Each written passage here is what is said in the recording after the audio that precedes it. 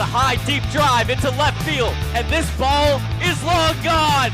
Safe, he got under the tag.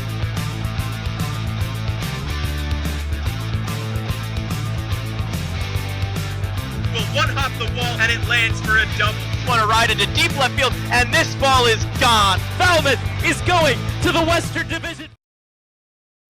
Hello and welcome to the Falmouth Commodores pregame show. I'm Daniel LaRose, joined alongside my broadcast partner David Korzanowski. The Doors are red hot coming into this Sunday matchup against the Harwich Mariners, who are last place in the Eastern Division. Falmouth, meanwhile, have been surging to the top of the West. They're only a couple points back after winning 5 of their last 6. Leading the way for Falmouth, gotta think, has been the pitching. Coming off of a win yesterday over Brewster 4-3, didn't allow an earned run, and coming into today, their pitching staff has been surging just like the team. Yeah, no question about it, Danny. Over the past 8 games, the Commodores are 6-2. In that time, the team's ERA has gone from 9th at 5.07 to 3rd at 3.87. Mike Landry and his pitching staff have been outstanding, and they're a large reason for the team's run. Another reason for the team's win yesterday was this guy right here, Troy Claunch. 3-run home run that helped Falmouth tie up the ball game, and then they ended up winning 4-3 thanks to some lockdown bullpen pitching, actually, from Logan Hoffman. He was pretty excellent. So it's been starting pitching, it's been the bullpen, and Mike Landry is standing by with our Katie Florio to talk about how his pitching staff has been firing just on all cylinders. Katie.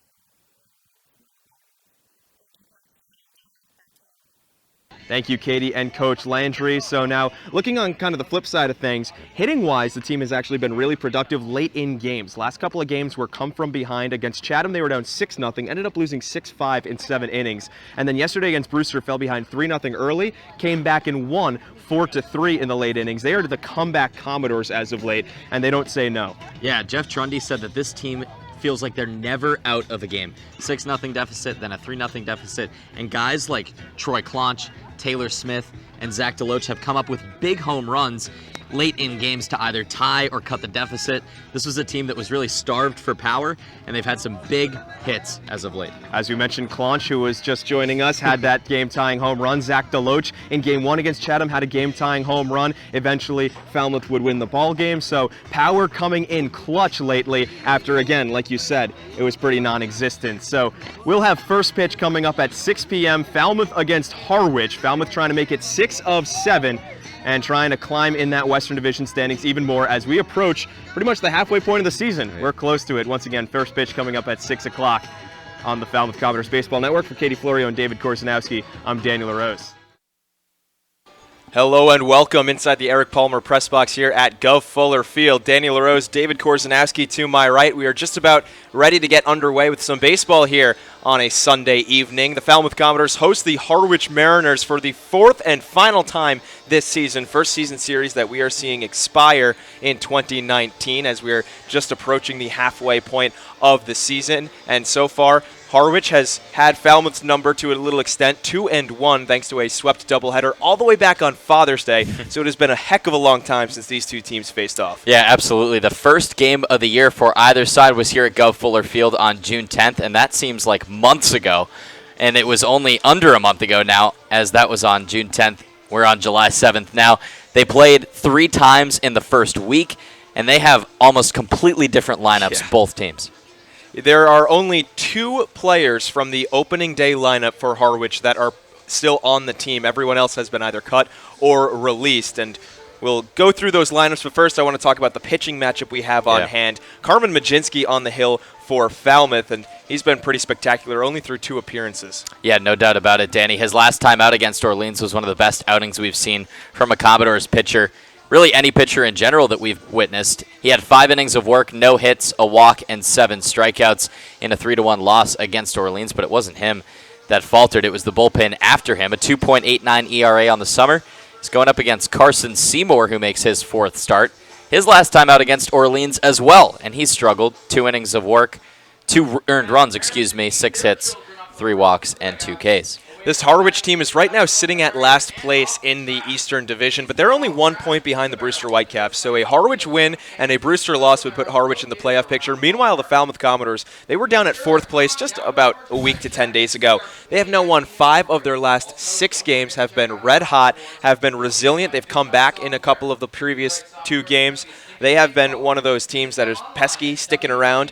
Got Katuit's number. Haven't played Wareham in a while, but Wareham's still sitting above Falmouth, and they really seem like a team on a mission right now. No doubt about it, Danny. They have the best winning percentage in the Western Division right now. They're in 3rd place by the way of the Cape League scoring in terms of points, but remember they have 3 games at hand on both Wareham and Katuit. If they keep up their pace, they could be atop the West Division by the end of the week. And they've got a Harwich team who is 1-7 against the East, but against the Western Division, that's the only reason why pretty much they are relevant in the Eastern Division. They have been able to defeat Wareham a couple times, Katuit a couple times, Falmouth a couple of times. The teams that they have trouble against in the West, Bourne and Hyannis, the bottom 2 teams in the Western Division. So we'll see if that holds true today or if Falmouth can split the season series. Last year, it was a 4-0 season series sweep for the Harwich Mariners over the Falmouth Commodores. That won't happen this year, obviously, and Falmouth looking to split it, as Carmen Majinski is now on the hill, and he'll be taking his practice throws in towards Matt Nelson. We'll run through the Harwich lineup for you, a very new lineup, as we've remarked on a couple times. Dylan Noisy is starting off and playing center field. He's followed by Joey Weimer, the left fielder, batting 3rd. Daniel Cabrera, the right fielder. So 3 straight outfielders, 1, 2, and 3 in the lineup. Nico Cavadas, coming off of an awesome 3-for-3 day, is batting in the cleanup spot and playing first. Tyler Keenan is at the hot corner batting 5th. Michael Ludwig in the 6th hole and DHing. Corey Acton follows him playing second base. After that, Pat Winkle, the catcher, and Hal Hughes, the shortstop, batting 9th. A couple of LSU Tigers have been inserted in this roster. Texas Tech Red Raiders have been inserted into this lineup. So they definitely have a new face, and they've got some blue-chip talent on their squad as well. They definitely do. A couple guys from Texas Tech, Noisy in particular, who leads things off. He's only 2 for 16 to start the summer, but he had a 298 average with Texas Tech this year. And like we've seen, Danny, a lot of temporary players in those first couple weeks, but now each team settled in, and each team trying to hit their stride, hitting mid-July. Carmen Majinski hasn't really been able to get a stride. Again, 2 appearances only on the summer as we approach the 2nd week of July, but his 2 appearances were pretty solid. 3 earned runs in his first one, no hits, obviously no runs in his second one. And that was the storyline we harped on a lot in the pregame show, was that pitching was really carrying the doors on this little win stretch that they've had going. Obviously the bats were really alive in the first go-around, but a couple of shutouts, couple of really close games have been able to be decided because the starting pitching was sound and the bullpen was even better. The pitching has been, I think, the X factor, and as I think it usually is in baseball. If you want to be a team that wins a lot, if you want to be a team that makes it deep into the postseason, you have to have a good rotation. You have to have a good bullpen. In the last 8 games, they are 6-2, and their team ERA has dropped a full 1. So Dylan Noisy from Texas Tech will be leading off for Harwich, right-handed bat. Mariners with their second and final visit here to Gov Fuller Field. The Commodores have played a lot at Gov Fuller Field, unwittingly to us. We didn't even realize that. After today, there will only be 9 more home games at the Gov. And we still got pretty much all of July to be played, maybe 3 weeks of July to be played. First pitch of the ball game comes in on the outside corner for a strike at 6:03 p.m. Clear skies. Comfortable temperature as well, not too hot after the rain we got last night, kind of cleared out some of the humidity. So it's about 75 degrees here in Falmouth and looking gorgeous. The 0-1 swung on and missed. Skips away from Matt Nelson, but it still counts as a strikeout too. So the radar gun is up and mounted on the backstop for today's game. One of the first times we've seen that this summer. Said the first fastball was 98. Not sure if it's running a little hot, but that's what it said. Majinski's 0-2 is a breaking ball, and it hits the inside corner. Strike 3 called. Radar gun says 83. I think that's probably right. A money slider, and he puts down the leadoff man on only 3 pitches. Great start for Majinski, and Danny, he's a strikeout guy. Yeah. I mean, each of his 2 outings, he struck out 7. One time in just 4 1/3 innings, and last time out in an even 5. Picks up that pace against Harwich. Joey Weimer is going to be the hitter now. He swings at the first pitch he sees, grounds it back up the middle. Kevin Kendall ranges over, throws on to first just in time as Weimer takes a hard spill, tripped over the first base bag or maybe Barron Radcliffe's foot. Not quite sure. He's going down regardless, and he's an out. When Kendall fielded that at short, he took a short half a step to his left, and I thought that he needed to get the ball out immediately because that hit the mound and sort of dribbled on the back end of the grass behind the mound. But clearly he had it timed well the whole way for the second out. First pitch is a ball to the left-handed bat, Daniel Cabrera from Louisiana State University. Cabrera and the Tigers were bounced out of the NCAA tournament by the man behind the plates team, Matt Nelson in Florida State. Ball sits high, 2 balls and no strikes now to one of the more recent Harwich additions. Cabrera from Baton Rouge, Louisiana, former draft pick by the Padres. Gets ahead 3 balls and no strikes. Cabrera had a brief stint on the Cape last summer. In Bourne, was 1 for 11 at the plate with a stolen base and 3 Ks. Here's the 3-0 from Majinski. Green light, swung on and fouled away. 3 balls and 1 strike to the power-hitting 3-hole man from LSU. He's coming off of a sophomore year where he hit .284, a little bit down from his freshman year that was over 300, but got the power numbers up, 12 home runs. The 3-1, chopped foul. He's having a great summer so far, too. 289 average, a double, a triple, a home run, 8 RBIs. Hitters 2 through 4 for Harwich, all with 8 or more RBIs on the summer. Majinski trying to work a 1-2-3 inning here in the first, but he's going to step off the mound and bide some time as he and Nelson couldn't find the same page. Payoff pitch to Cabrera. Swung on and missed. Strike 3. Went back to the breaking ball, and he gets his second strikeout of the first inning. To the bottom of the first we go after that 1-2-3 inning. 0-0 your score. Learning at Curry College extends beyond the classroom and is embedded in all they do. Curry prepares students to engage in successful careers and active citizenship with a global perspective. Explore undergraduate majors, minors, and concentrations, including new majors in accounting, biochemistry, and software development. Online at www.curry.edu.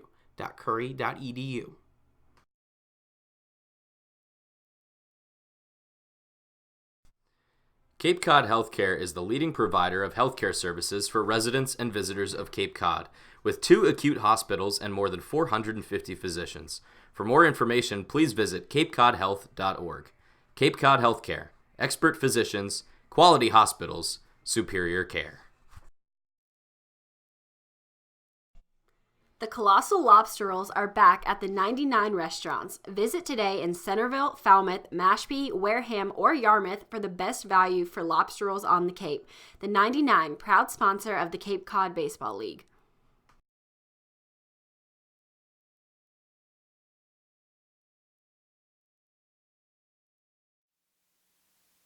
Welcome back to Go Fuller Field. As we begin the bottom of the first inning, we'll run through the Falmouth Commodores lineup and bring it up on your screen so you can check it out. And a very different lineup just because at the leadoff position there is no Hayden Cantrell. Hayden has played in just about every single Doors game over his 2-year Falmouth career.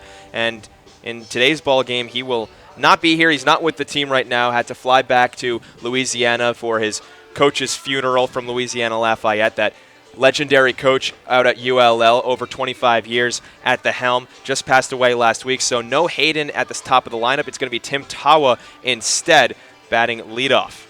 Yeah, it feels a little weird without Hayden Cantrell in the dugout and leading off. He's been a staple for this team for now 2 summers. But as you mentioned, Danny, and if you were listening to our broadcast a couple nights ago, Tony Robichaud, 25-year head coach with the Ragin' Cajuns, passing away. So Hayden Cantrell, along with his other teammates, traveling back down south for the funeral. Heard that he could be back tomorrow, possibly, maybe Tuesday. So Tim Tawa gets the nod at the leadoff spot, and I think this is a great move. Guy with a lot of speed and swinging a hot bat. First pitch he sees, he takes outside from Seymour. So a couple other, additions to the lineup. We see Taylor Smith back at the designated hitter role. Matt Nelson subs in behind the plate. So Troy Claunch, yesterday's hero, gets the day off. Here's a fly ball into right center field. Lining it up and making the grab out in deep right center is Dylan Noisy. That one kind of carried a little bit. Yeah, it did. The wind is not whipping right now. We saw it really flying out of the park at Brewster. Not the case here in Falmouth on a beautiful day. This is one of the best days we've seen on the Cape. It's like sunny and 74. But Tim Tawa is swinging a very hot bat. He's making hard contact. We saw him with a double down the left field line yesterday, his first extra base hit of the summer. Blake Dunn, who's been in the 2-hole for a lot of the recent games, takes a first pitch strike on the outside black. So Carson Seymour working on the mound. Stands at 6'5", 250. He's a big guy with an even 4.0 ERA. Fires the strike this time on the inside corner, so he's, spotting both corners very well right now to Blake Dunn. 0-1 record on the summer. He's got to work on control a little bit. 6 walks and 7 Ks. 0-2 off the outside plate. A ball and 2 strikes to Dunn, who, as you mentioned, those strikeout walk numbers, he leads the team in both categories. The 1-2 upstairs, and that clip him on the helmet? Looks like it did. Hit him right on the tip of the helmet and then rattled off the mask of the catcher. A very wacky HBP, but Dunn looks okay, and so does the man behind the plate, Pat Winkle, and we're all good. Dunn just kind of walking over to first base. Yeah, he's going to take his time, and rightfully so. That was a weird play. He kind of leaned back, but it somehow clipped the bill of the helmet. Head coach, couple trainers walked out to see if Winkle was okay, and he shrugs them off, so he's just fine.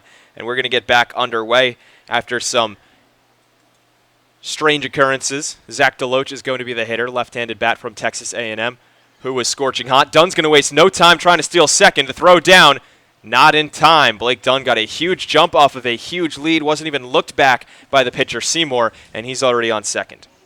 Pretty good throw from Winkle, just not in time. Dunn, now an even 10 stolen bases on the summer. He is 10 for 12. So the Commodores with yet another runner in scoring position thanks to their fervent stolen base pace. Here's the pitch to DeLoach, another fastball that goes high, and he's ahead 2-0. Zach, we mentioned, had been red hot, and I mean, he still is, but just not at the pace he was a couple of games ago. He had a 7-game hitting streak snapped in Game 2 against Chatham a couple days back. Reconvened that yesterday after he hit a double. The 2-0. Upstairs, same spot, 3-0. Yeah, he had his average up to 415, so it's tough to keep that pace going when you're playing every day in the lineup. And DeLoach made one of his first starts of the summer. I think it was actually his first against Harwich out at White House Field, and he had a rough day. Ball off his glove in center and a few strikeouts at the plate. Here's the 3-0 from Seymour. He misses upstairs, ball 4. So Zach DeLoach After June 16th's 0 for 2 day with a walk, he starts off July 7th day against Harwich 0 for 0 with a walk, and he's on first base with Dunn right ahead of him. Again, that control, that was the one thing I pointed out with Carson Seymour. He's now even with walks and strikeouts this summer, and you can't give Falmouth free base runners, especially with their speed. Trey Cruz had a 5-game hitting streak snapped just a day ago. He's still batting about 500 over his last couple games. He's 10 for his last 21. First pitch swinging on a fastball right down Broadway is fouled back. Yeah, and even 333 average on the summer.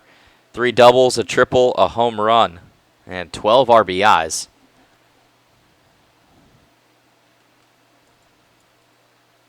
It's tied for the team lead in runs batted in.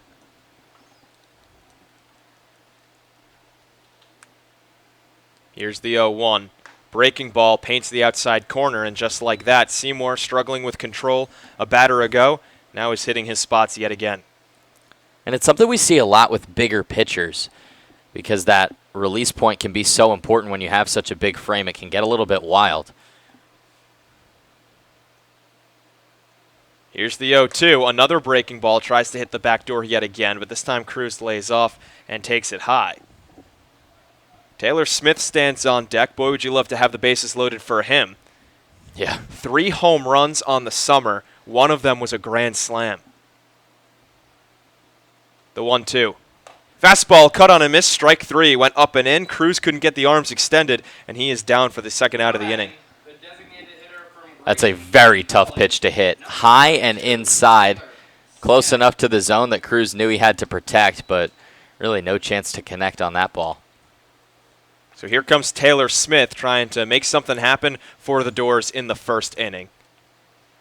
Seems like they always seem to get a guy on second in the first, but not always getting him home.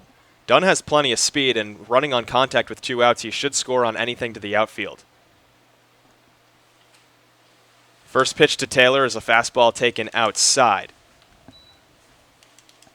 He still hasn't hit a single. Yeah. Has Taylor Smith. 4 hits on the summer, all of them extra base hits. 3 of them home runs to tie him in the team lead in long bombs. This is only his 6th game played, only 1 game where he did not have a hit. Here's the 1-0, fastball swung on and missed, 1-1. Also walks a lot, 6 walks in 4 straight games played. Seems to have a very good eye, and the patience that the Doors have as a team is definitely, characteristic of Smith.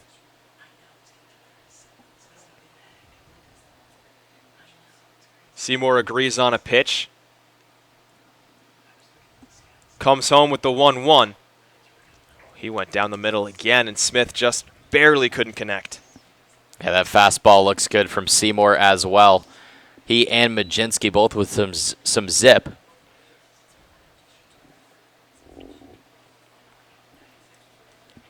Taylor Smith, the transfer from Incarnate Word, trying to up his .267 average right here. Seymour trying to get out of the jam. Here's the pitch. And he misses high with a fastball. Been a steady diet of fastballs so far to the Falmouth DH. Taylor definitely a pull hitter, so Seymour is kind of playing with fire, throwing so many pitches on the inside half to him. He loves to yank that ball into left field and especially over the wall. Here's the 2-2. Lines it foul, and we'll try again. Carson Seymour, going to be a junior at Kansas State. He was a transfer from Dartmouth, so didn't pitch in 2019. 2018 with the Green. Had an 18.41 ERA, though. Trying to keep his ERA on the Cape so far at 4 flat. The 2-2. Breaking ball misses down and away. That good eye from Taylor Smith rearing its head again. Yeah, he's making it tough for Seymour, a guy who put 2 runners on base because of his pitches out of the zone. So Smith trying to exploit that. The payoff pitch. Swung on and missed. Strike 3. Went back to the fastball in the outside corner, and Taylor Smith couldn't catch up yet again. Falmouth scores no runs on no hits, no errors, and they strand 2 runners on base. As we go to the top of the second inning, it's still 0-0. Baseball Factory, a proud partner of the Cape League since 1994, holds over 1,000 events nationwide for players in both high school and middle school, including 3 training weeks here in the Cape. Baseball Factory alumni have played on every Division I college program across the nation, with thousands drafted and more than 500 who have made it to the majors. Visit baseballfactory.com to learn how you can build your way to greatness.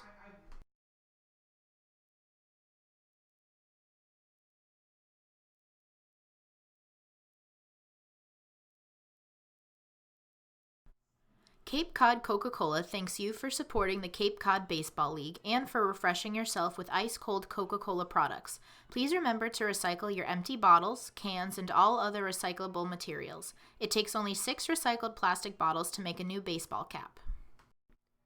Red Shirt Fridays is a national program created to acknowledge, honor, and support our troops who put themselves in harm's way to defend our freedom.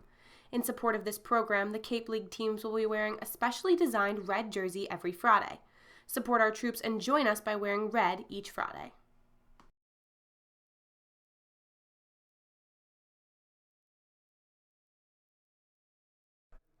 The 99 Restaurant is a proud sponsor of the Cape Cod Baseball League. Visit them in Centerville, Falmouth, Mashpee, Wareham, or Yarmouth this summer and try some local flavor from the winner of the Cape Times' Best Restaurant for Takeout. The 99, always the real deal.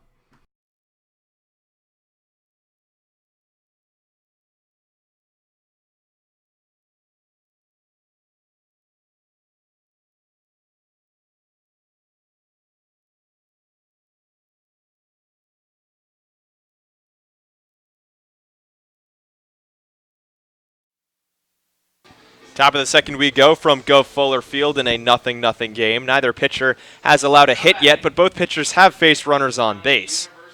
Falmouth reached on base thanks to a hit by pitch and a walk. Or pardon me, Carmen Majinski was perfect in his first inning. But Falmouth had a threat in the bottom of the first, couldn't come up with anything, so Majinski back out on the mound in a 0-0 game. He'll have to face Nico Cavadas, who was awesome just yesterday. Ball 1 comes in outside. He's been awesome his last 8 games. He's on an 8-game hitting streak. And yesterday's game nearly hit for the cycle, David. Yeah, he's putting up a great summer. 292 average. He had a 3-run bomb yesterday. Rising junior at Notre Dame, who really is poised to have a breakout year after a little bit of a sophomore slump. He had a triple yesterday as well. And a double. And a double. He was just missing the easiest part of it. 1-1, he slices foul towards his own dugout. 2 runs scored, 5 ribbies, and a walk in Game 2 of their doubleheader yesterday. And if you can't tell on your screen, he is a big guy. He's at just 6'2", but 230 pounds. Majinski's 1-2, lined towards left field and foul. So it's kind of a wonder that he notched up a triple. That's tough to do with, the big frame. He's not known for his speed, that's for sure. Right now, just trying to get on base in any way he can with Majinski shoving and down 1-2. The pitch. Ground ball back towards second. Trey Cruz is there. He fields it cleanly, throws on to first, and Cruz has the putout after a shaky day yesterday with 2 errors on back-to-back ground balls. Looks like Cruz is back to his normal self. Yeah, and he did a good job bringing the glove up, making sure that he fielded that ball into the gut. He had a couple that just went off the heel of the glove against Brewster yesterday, and that was a really tough sequence for the Doors. They allowed 3 runs, none of them earned, but then they came storming back and took a 4-3 lead, which ended up being the final. Big lefty bat Tyler Keenan now steps up to the plate, takes a fastball that catches the inside corner. Majinski is hitting his spots perfectly right now. Keenan 6'3", 240, back-to-back beefcakes in the middle of this lineup. The 0-1, big hack fouled off his front leg, and he's got the statistics to back up his size. Coming off of a sophomore year at Ole Miss, 7 doubles, couple triples, 15 home runs. That led the team, along with 66 RBIs. On an Ole Miss team that got knocked out in Game 3 of their Super Regional at Arkansas. Arkansas went on to go to Omaha, lose the first 2 games there. But how about this Harwich lineup? I mean, you got Texas Tech, you got Mississippi represented, LSU represented. Ball misses outside to make it 2-2. Half of these guys in this lineup alone all played deep into June. Yeah, no question, Danny, especially those LSU guys in Cabrera, Texas Tech, Dylan Noisy. 2-2, grounded foul. But we had an interesting stat when we were talking to Tyler Henry, one of the broadcasters for Harwich, that guys when they were coming from Omaha and made their debuts were a combined 0 for 30 with, was it 18 strikeouts? 18 strikeouts. And that's just the adjustment to the Cape, I feel like. I feel like that probably would be similar stats from Falmouth as well. Their next games, he said something along the lines of, 6 RBIs between the 4 or 5 of them? So it's just the one or two games that they were brutal in. They've since improved. 2-2. On the inside corner, strike 3 called. Went with the fastball, and Keenan was not expecting it. Carmen Majinski has now retired the first 5 batters he's faced. Carmen Majinski and Franco Aleman just keep upping the bar, right? They just keep raising it. These guys have just been outstanding as the really first and second starters for Falmouth, both making a case to be all-stars. Majinski, I think, a little bit better with the punch-out pitch, as he's notched up 7 Ks in both of his starts. Aleman with his single-game high at 6 yesterday. First pitch to Michael Ludwig is swung on and missed. Ludwig from Ashburn, Virginia, plays for Wake Forest. He now has 1 hit in 7 of his last 9 games. Coming into today with a batting average of .256. 0-1 misses down and away.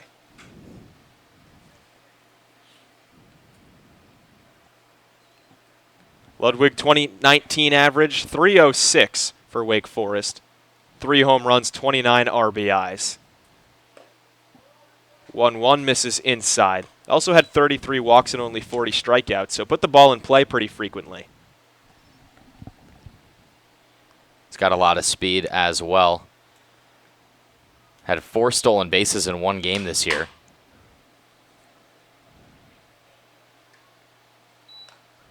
Breaks his bat after fouling that baseball right off the end of it, so he's going to have to trade some lumber.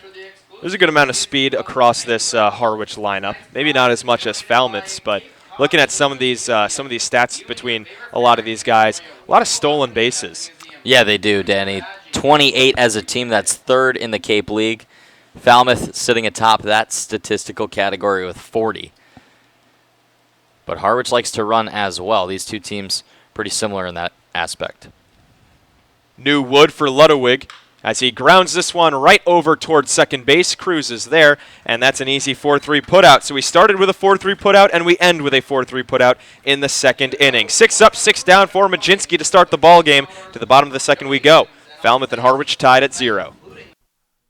The Falmouth Commodores would like to thank Franklin Sports for their sponsorship of the Cape Cod Baseball League. Franklin is yet again proud to be the official batting glove of the Cape Cod Baseball League. Throughout the summer, all 10 Cape League teams are wearing their own custom team batting gloves, courtesy of Franklin Sports. To order your favorite team's design or to create your own, visit franklinsports.com/custom. Enter code CCBL20 for 20% off your purchase. From Cape Cod to the major leagues, only the best hitters in baseball wear Franklin gloves. Baseball Factory, a proud partner of the Cape League since 1994, holds over 1,000 events nationwide for players in both high school and middle school, including 3 training weeks here in the Cape. Baseball Factory alumni have played on every Division I college program across the nation, with thousands drafted and more than 500 who have made it to the majors.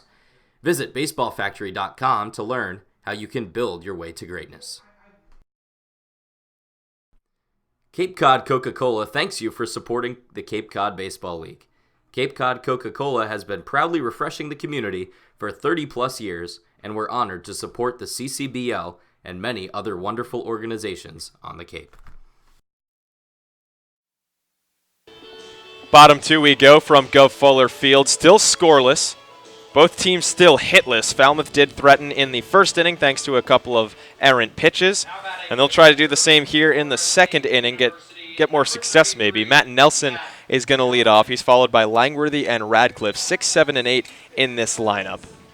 Matt Nelson, the catcher from Florida State, has been trading around that backstop position with Troy Clonch from Oregon State, and Taylor Smith.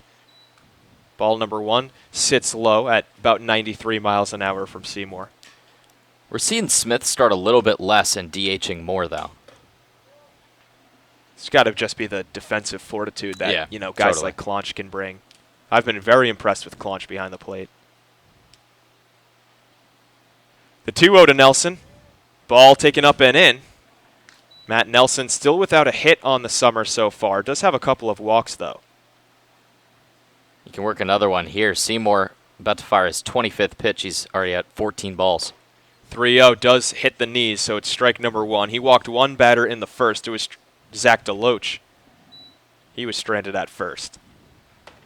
Nelson so far 0 for 8. The 3-1 taken inside, ball 4, so he'll take that regardless. He's the leadoff man reaching base for Falmouth. And these two guys coming up, Langworthy and Radcliffe, I'm interested to see how they respond today, Danny. 158 average for Langworthy, 120 now for Radcliffe. We've seen Langworthy put a better drive on some balls to carry him into the outfield. He just hasn't found the gaps. Radcliffe's still trying to find that power.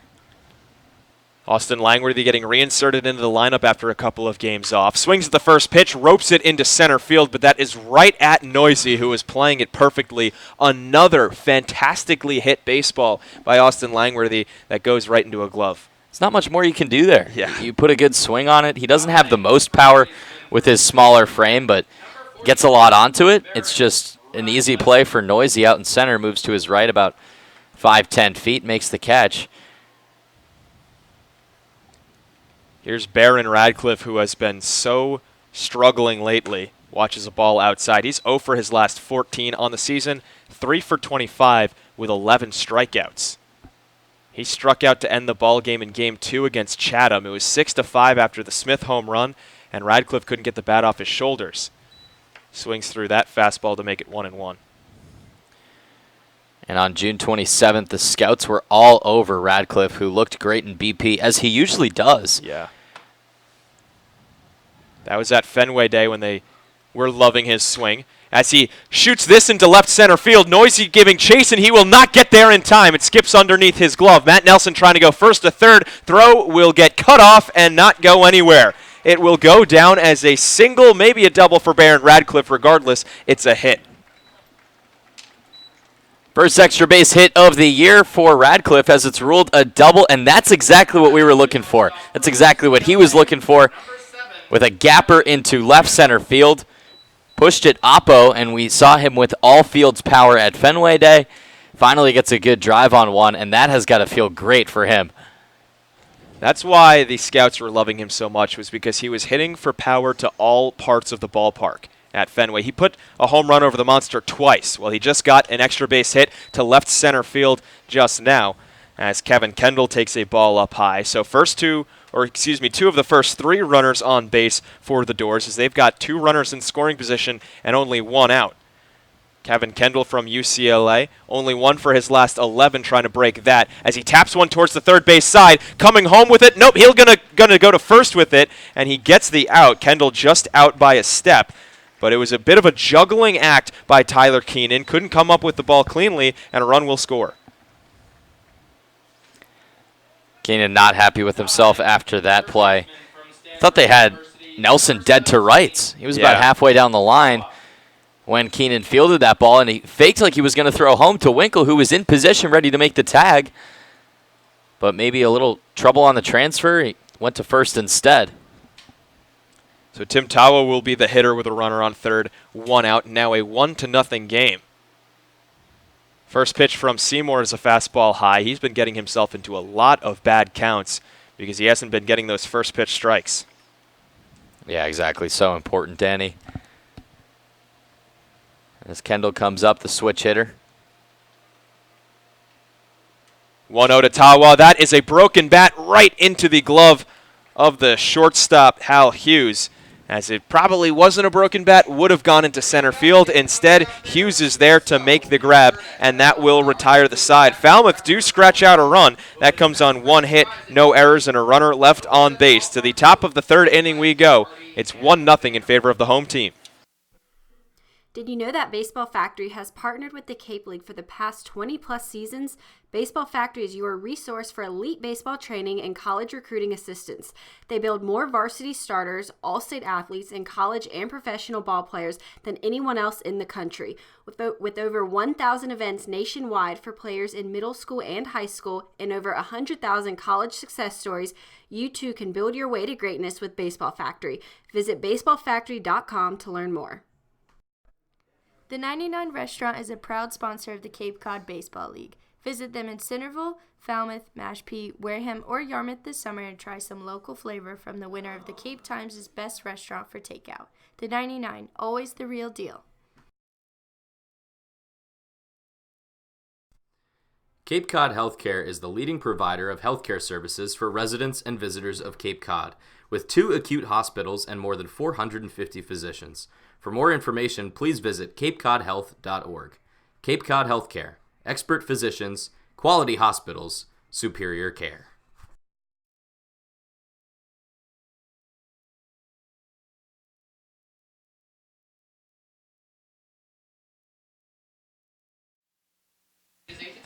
The Doors strike first at Gov Fuller Field on this Sunday evening. They now lead 1-0 after a run scored on a ground out. So Carmen Majinski working with a lead, he'll probably be just fine. He was never working with a lead his last time out against Orleans, and he still managed to throw 5 innings of no-hit baseball. So far, so good for Carmen in this ball game. 2 innings of no-hit baseball. And our MLB liaison saying that his fastball right now is hitting about 94 to 95. That's one of the faster heaters that we've seen this summer. We saw Brixey hit mid-90s when he came in a save situation his last time out. Carmen, a 6'2", 216 rising junior for South Carolina, so he's got the frame to throw some fire. And so far in this ball game, he's doing just that. He'll face the bottom of the order for Harwich: Corey Acton, Pat Winkle, and Hal Hughes. Couple of SEC foes in the bottom of this lineup that Majinski may be familiar with. Corey Acton, the first of them, he's from the University of Florida. First pitch to the left-handed bat is a strike on the outside corner. Acton with a .251 average his freshman year. 47 hits, 8 doubles. The 0-1 on the outside corner again, dropped in with the changeup, and he is looking sharp right now. Majinski was perfect through the first 2, and he has not missed a beat. Here's the 0-2 to Corey Acton. Swung on and missed, strike 3. Corey Acton's woes continues as he now has strikeouts in all 6 of the games he has played this season. How about that? Goes down on 3 pitches. And this is a guy, Acton, who absolutely raked against South Carolina this year. In a game in mid-April, he had 3 hits and 2 doubles against the Gamecocks. First pitch swinging is Winkle, ground ball to second. Cruz onto first. Easy put out and a quick 4 pitches to get 2 outs for Majinski. Danny, it's uncanny right now what Majinski's doing. He's striking out literally every other batter. It's been strikeout, ground out, strikeout, ground out, strikeout, ground out, strikeout, ground out. Wow. Through the first 8 batters. Look at that symmetry. That's crazy. And 3 of the 4 ground outs going to Trey Cruz. We'll see if we get another strikeout here with Majinski facing Hal Hughes. First pitch to the right-hander from LSU, taken on the outside corner for a strike. Hughes from Norman, Oklahoma. Rising junior with the Tigers. 0-1 from Carmen. Check swing, and he definitely went around. That was a money slider. This is dirty right now, what we're seeing from Majinski. He is looking the best we've seen him all year, which is saying something. Hal Hughes is 1 for his last 18, that 1 hit coming yesterday. So he's slumping, and Majinski is on fire. Trying to make it another strikeout. The 0-2. On the outside corner, strike 3 called. Man, looked a little bit close, but home plate umpire Jeff Merzell giving Majinski the call as he works another 1-2-3 inning and keeps the symmetry. We head to the bottom of the 3rd inning. It's 1-0 Doors. Red Shirt Fridays is a national program created to acknowledge, honor, and support our troops who put themselves in harm's way to defend our freedom. In support of this program, the Cape League teams will be wearing a specially designed red jersey every Friday. Support our troops and join us by wearing red each Friday. Earn a bachelor's or master's degree, complete a certificate, or take a single course through the Division of Continuing Education and Graduate Studies at Curry College. Classes run days, evenings, and weekends in Milton and Plymouth. To learn more about programs in business, criminal justice, education, nursing, and more, visit curry.edu. Cape Cod Healthcare is the leading provider of healthcare services for residents and visitors of Cape Cod, with 2 acute hospitals and more than 450 physicians. For more information, please visit capecodhealth.org. Cape Cod Healthcare. Expert physicians, quality hospitals, superior care. The Colossal Lobster Rolls are back at the 99 restaurants. Visit today in Centerville, Falmouth, Mashpee, Wareham, or Yarmouth for the best value for lobster rolls on the Cape. The 99, proud sponsor of the Cape Cod Baseball League.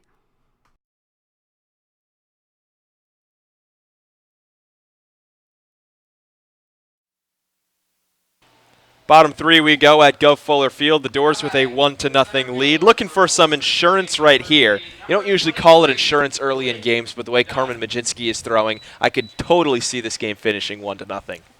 I agree. These are two teams with dominant pitching staffs. Harwich with the best team ERA on the Cape. Falmouth at 3. Blake Dunn pushes a bunt, but it goes just foul. A little bit of backspin on that one as it rolled just south of the foul line. What I'm interested in seeing the most, Danny, is how long Majinski's going to go. Because he threw 63 pitches against Orleans, didn't allow a hit, only 1 walk, and he was pulled after the 5th because of some soreness. He mentioned he hadn't gone long in an outing in a long time. See if he maybe has some more flexibility and stamina in this 3rd start. Blake Dunn facing an 0-1 pitch. Grounds that one foul as well. He's behind 0-2. He was hit by a pitch his last time up. Stole a base and was stranded on second. Trying to avoid his team leading 22nd strikeout of the summer.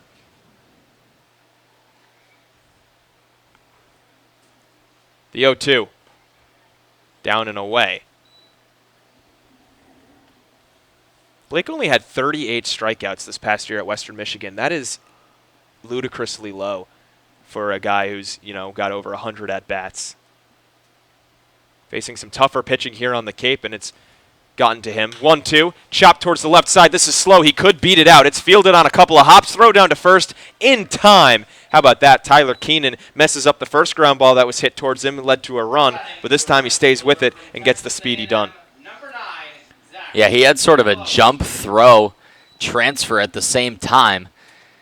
Fielded that, and as he was shifting his momentum, got it into his right hand for a bullet over to Cavadas at first. Nice play by Keenan. So Zach DeLoach is now going to step up to the plate. He also got on base with a walk his first time up. First pitch to Zach is lined into right center field. That one's going to get down. It's going to get cut off by Noisy, so can't make it 2, but DeLoach is on base yet again as he's putting together another hit streak. And he's reached base both times. In his first debut, he didn't even have a pitch to hit. 4-pitch walk. So a good start for the number 3 hitter, who's been one of the best offensive players in the league over the past couple weeks.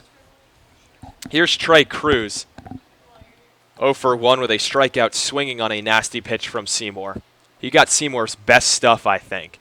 Because DeLoach, the previous at-bat, 4 straight balls, like you said. The next at-bat gets ahead of Cruz 0-2 and then gives him a nasty inside fastball that ran and tied him up. Here's the first pitch of the AB. It misses well high.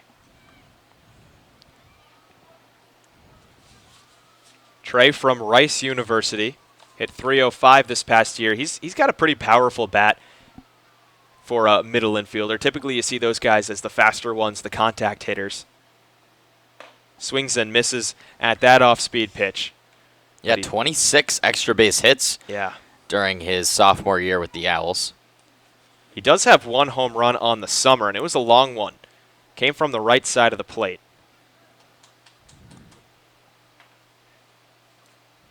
The 1-1 from Seymour taken high yet again, and Carson is missing a ton upstairs. I say it every game. If you're going to miss low. Definitely. Just got to bring that release point down, because if he keeps it up, he could give something a pitch to hit. Trey loves those letter high pitches. He always swings at him. He gets one down in the zone, chops it over towards second. This will only be one as the flip goes on to first base. So he does manage to advance Zach DeLoach, but there are 2 outs. No chance to turn 2 there for Corey Acton. Spinning around and keeping his balance to get it onto Cavadas. He thought about going to short and Hal Hughes, but no chance.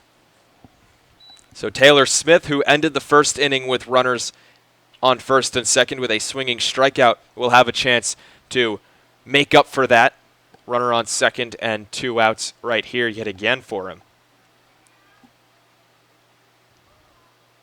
First pitch he sees from Seymour. He clocks into deep left field. Back is Weimer. He's at the track, and he makes the grab. A long fly ball, but it's out number 3 regardless. Falmouth scores no runs on 1 hit, no errors, and they strand a runner on second base. That'll do it for this 3rd inning as we get to the top of the 4th from Go Fuller Field. Learning at Curry College extends beyond the classroom and is embedded in all they do. Curry prepares students to engage in successful careers and active citizenship with a global perspective. Explore undergraduate majors, minors, and concentrations, including new majors in accounting, biochemistry, and software development. Online at www.curry.edu.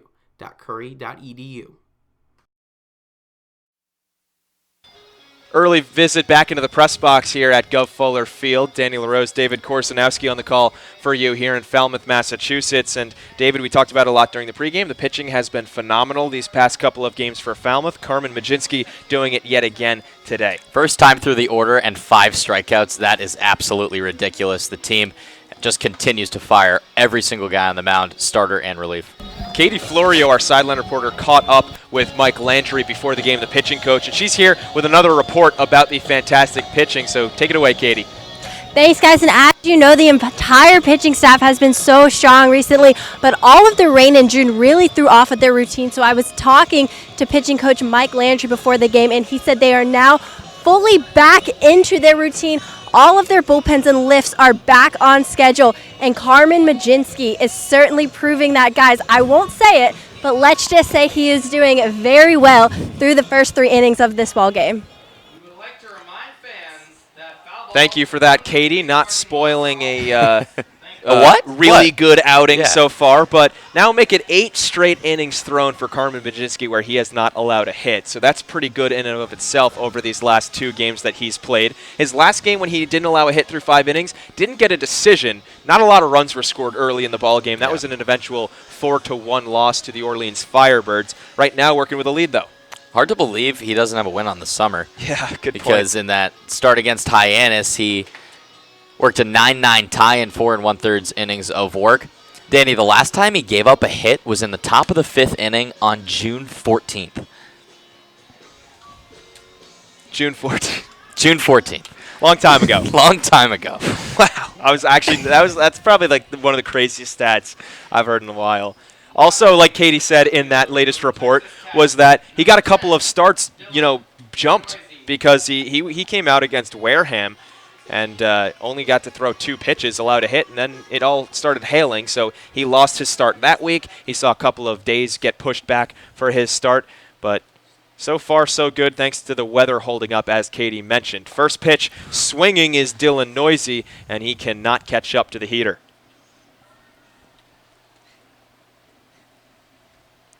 He's been running roughshod through this lineup. 26 strikes and 8 balls. Here's the 0-1. Another breaking ball that sits on the knees. This is the most impressive, four innings of work we've seen. Because we've seen guys come out for 1 inning and really shove. I'm talking Thomas Gerard. Yeah. Some other pitchers like Aleman. They've worked 1, 2, 3 innings. 0-2, swing and a miss from Dylan Noisy. Back-to-back strikeouts for Carmen Majinski. First time he's done that all ball game, so there goes the symmetry of strikeout, then ground out, then strikeout, then ground out. Oh, no. But Carmen's there going to be goes cool the with symmetry. This is ridiculous. 10 batters he's faced and 6 strikeouts. I mean, we're really witnessing something here. I think the only other, appearance that we've seen comparable to this was Logan Allen, who was the Harwich pitcher who pitched Game 1 on Father's Day when these two teams faced off in the doubleheader in Harwich. And Logan Allen was untouchable in that ball game. Falmouth couldn't get to him until the middle innings. They ended up losing that game and getting swept in the doubleheader. Allen's since been picked up by Team USA. I mean, the biggest thing I'm noticing, Danny, is like, you see if batters are close, right? They're hitting balls hard, foul. They're getting a hold of some, maybe pushing them back behind the screen or behind the press box. These guys are coming nowhere close. They're just barely getting a piece or completely fanning. The 1-1 to Joey Weimer is taken outside. 2 balls and a strike. Really the first time that I can remember Majinski being behind an account. Weimer from the University of Cincinnati grounded out his first time up. Watches a 2-1 breaking ball on the inside corner. It's just been that fastball-slider combination going back and forth with them has been lights out. Weimer right now 5 for his last 10 after the ground out his first time up, trying to continue that. The 2-2, and he takes a very confused swing at that one. Goes down on strikes. Looked like David Spade from Benchwarmers when he swung the sword in his first time at the plate. That's what that swing looked like. I'm running out of superlatives, Danny, honestly. 11 batters, 7 strikeouts through 3 2/3. And that was a dirty, dirty breaking ball that Weimer just had. Mean. It's just mean. No way to line up. First pitch lined into center field. Majinski makes one mistake, and Daniel Cabrera makes him pay. That is the first base runner to reach against the South Carolina Gamecock, and it was a fastball middle in. That was the most exciting start to a game I've seen from a pitcher in a long time. I mean, that was outstanding. Cabrera finally lines one up. That's what you got to do when you're going against pitchers like this. Swing early, try to find a fastball, because especially when the velocity's up, if you can get a hold of one, it's going to get out of the infield in a hurry. So Cabrera did that, spoils the no-hit bid, but Majinski still with all the control here. First pitch is a backdoor breaking ball to Nico Cavadas that's taken off the plate. Cavadas, as we mentioned, has been red hot, but he was cooled down his first appearance in the second inning when he grounded out. Here's the pitch, and he smacks it into deep right center field. Deloach is back. He's at the wall, and that ball is gone. Carmen Majinski on these last couple of pitches has all of a sudden left some strikes over the middle part of the plate, and Nico Cavadas continues to tear the league up. Now batting, the third baseman from the University. How about that? Change of momentum in the matter of 5 or 6 pitches. First time through the order, Majinski was absolutely lethal. Faces Noisy and Weimer, strikes them both out, but hitters 3 and 4 with 8 and 13 RBIs respectively get on base, and Cavadas goes yard. Nice job by Nico Cavadas, who now has 2 home runs in his last 2 games. Yeah, how about that for Nico? A 3-run ding-dong yesterday, now a 2-run home run today, as he has upped his home run tally to 3 on the season. Christian Fedko is now going to come on and pinch hit for the Mariners, so Tyler Keenan already taken out of the ball game after only 1 at-bat and 3 innings played. Fedko's a guy who we expected to see today, though. Pretty much an everyday starter for Harwich. He takes a strike at the knees. So Carmen Majinski, 2 of those last 3 pitches, he left about inside part of the plate to some lefties. Maybe caught too much plate, and hey, that's why the 3 and 4 hitters are there. They're the best hitters in your lineup, and Cabrera got a hard single. Cavadas with a home run that hurried out of this ballpark. 0-2 now to Fedko, as it looks like Majinski has settled down. And keep in mind, too, the first at-bat for each of those guys was unsuccessful. Cabrera and Cavadas lining things up better in their second AB, but Fedko now has to come out and face Majinski for the first time. Here's the 0-2. Swung on and missed, strike 3, skips in the dirt. Nelson picks it up, comes on the inside part of the grass, and throws out Fedko, who falls to 0 for 1 with a strikeout. Carmen Baginski racks up 3 more Ks in this 4th inning, but he does allow a couple of hits and a couple of runs thanks to the 2-run home run from Nico Cavadas. Quickly, it has become a Harwich Mariner 2-1 lead. Doors trying to come back in the bottom of the 4th. Did you know that Baseball Factory has partnered with the Cape League for the past 20-plus seasons? Baseball Factory is your resource for elite baseball training and college recruiting assistance. They build more varsity starters, all-state athletes, and college and professional ball players than anyone else in the country. With over 1,000 events nationwide for players in middle school and high school and over 100,000 college success stories, you too can build your way to greatness with Baseball Factory. Visit baseballfactory.com to learn more. Urgent care is now available at 4 Cape Cod healthcare locations: Hyannis, Falmouth, Sandwich, and Harwich. Open after hours and weekends. Staffed by ER physicians. Expert care when you need it. Learn more at capecodhealth.org/urgentcare. Cape Cod Coca-Cola thanks you for supporting the Cape Cod Baseball League and for refreshing yourself with ice-cold Coca-Cola products. Please remember to recycle your empty bottles, cans, and all other recyclable materials. It takes only 6 recycled plastic bottles to make a new baseball cap.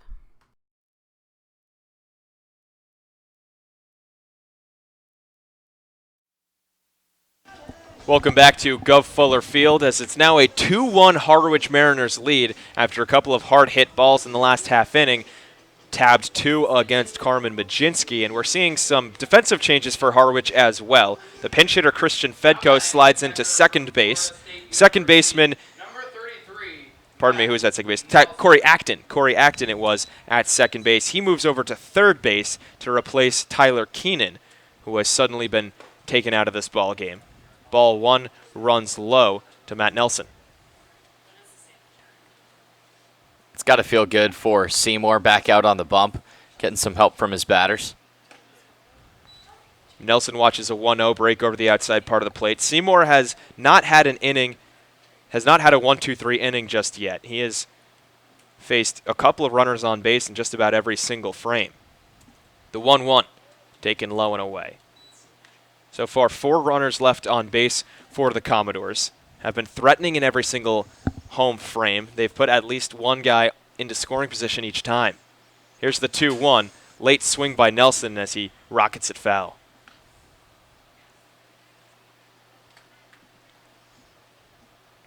Nelson scoring the 1 run for Falmouth in that second inning.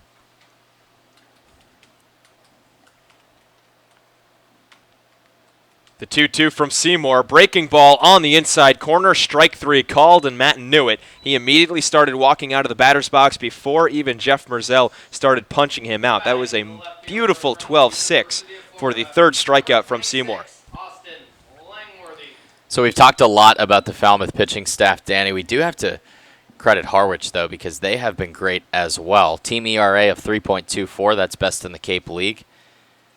And yesterday in Game 1 against Wareham, as Langworthy goes around and swings at the first pitch, Jacob Polish from Stanford, 7 innings of work, 6 hits, no earned runs, the first complete game shutout for a Cape League pitcher this season.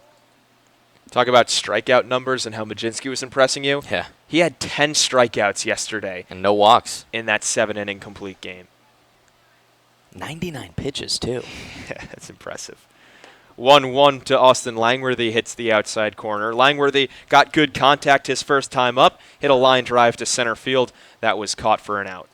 He's been really swinging a good bat lately, hasn't gotten the breaks. Here's the 1-2. Poked out into left field. Coming on in is Weimer. He makes the easy catch for the second out of the inning.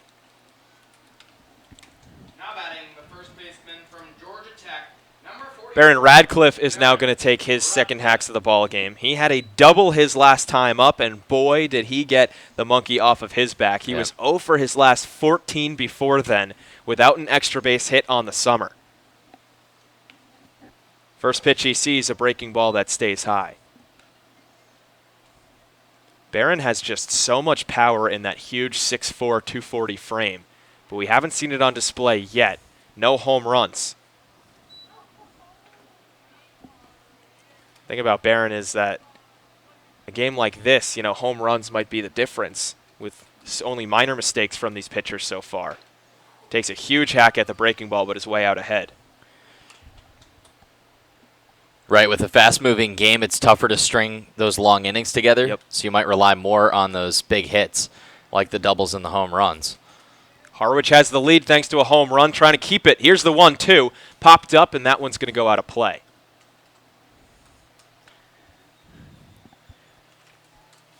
Against Harwich in the first game of the season, though, Danny, Logan Allen was absolutely dealing. Allowed just 3 hits and 1 run through 5 innings of work. But then when the relievers came in for the Mariners, Falmouth feasted. That was the story of Falmouth's season, was that their offense was pretty quiet against starters, and then they would dominate against relievers. We saw Antonio Menendez, a reliever from Wake Forest who pitches for Harwich, get absolutely shellacked on opening day. Now Falmouth has been a lot more consistent, as there's a breaking ball that catches the outside corner, and another punch out for Carson Seymour. He now has 4, 2 of them coming in this inning. A 1-2-3 inning work by Seymour, his first of the ball game, and we go to the top of the 5th inning, 2-1 in favor of the Mariners. Did you know that Baseball Factory has partnered with the Cape League for the past 20-plus seasons? Baseball Factory is your resource for elite baseball training and college recruiting assistance. They build more varsity starters, all-state athletes, and college and professional ball players than anyone else in the country. With over 1,000 events nationwide for players in middle school and high school and over 100,000 college success stories, you too can build your way to greatness with Baseball Factory. Visit baseballfactory.com to learn more. Earn a bachelor's or master's degree, complete a certificate, or take a single course through the Division of Continuing Education and Graduate Studies at Curry College.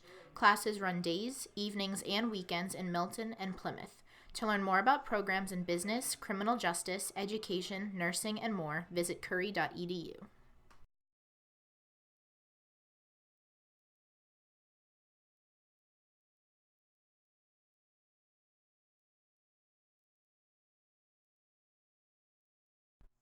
Cape Cod Coca-Cola thanks you for supporting the Cape Cod Baseball League and for refreshing yourself with ice-cold Coca-Cola products. Please remember to recycle your empty bottles, cans, and all other recyclable materials. It takes only 6 recycled plastic bottles to make a new baseball cap. Top 5 we go from Go Fuller Field. Danny LaRose and David Korsanowski here in the Eric Palmer press box. And Matt Nelson. Wow, that is hilarious. Did you see that? No, I missed it. He was going up to throw towards second base on the throwdown, and he completely took a spill and just, fell face first in front of the home plate. We caught it on our camera, and I don't think I can let him live that one down. Right now, rebuckling his shin guards and is redoing his laces on his left shoe. We saw Weimer take a spill down the first base line when he tripped over the bag. So I don't know, maybe some slipping and sliding right now as Nelson now has to go and talk to Ryan Eiley. I don't know what happened with his equipment right there, or if... I mean, he ditched his mitt, his left leg guard, and his mask, and he's now about halfway down the dugout. He's retying his left shoe because he tripped somehow and just took a hard fall onto home plate as he was thrown down to second base. I think he and Ryan Eiley are exchanging shoelaces. Oh, his shoelace broke. He tripped over a shoelace and fell so hard that it broke.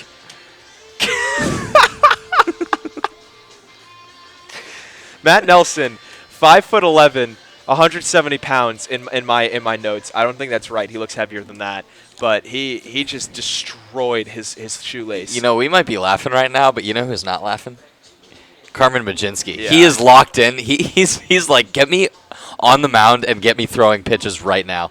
He was throwing back and forth with Trey Cruz at second base, and now Taylor Smith puts on the mask so that Majinski can keep his mojo going. So Ryan Eiley has officially been decleated, and Matt Nelson has been recleated. As that is maybe the strangest thing we have seen all summer long. This is back-to-back pretty strange games. Seeing how we saw an ejection yesterday Brewster's Jamie Shevchik got ejected from the ball game, which That was very fun. We didn't talk about that enough. very rare to see. Well, because then the locusts and the plague started coming into Right, Brewster, correct. so we had to pretty much evacuate. But now we've seen a shoelace take down a big boy, a catcher, and have him take a hard spill. And now the Florida State Seminole catcher, who is only allowed to wear Nike apparel anywhere on campus or where he's representing Florida State, wearing a red, or the garnet as they call it, Nike cleat on his right foot, and on his left foot a black Adidas cleat, courtesy of Ryan Eiley. I love it. Happy summer ball, folks. So we're back to baseball. Carmen Majinski back to being locked in. First pitch is chopped over towards first base. That one looks like it's going to trickle just foul. Smart idea by both Barron Radcliffe and Carmen Majinski to allow the ball to roll up the first base line, and just to the right of it, Mike Ludwig nearly had an infield hit thanks to that. Ludwig so far is 0 for 1. He grounded out to second to end the second.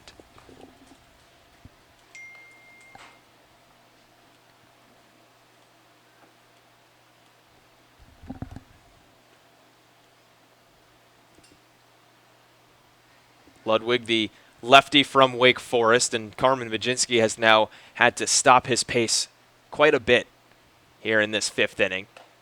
Fires that pitch just a little bit high.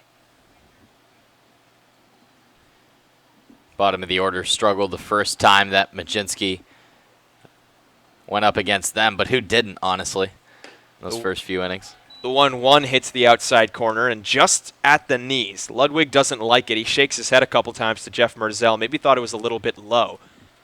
Merzel with a little bit of a friendly strike zone towards pitchers, but nothing too insane.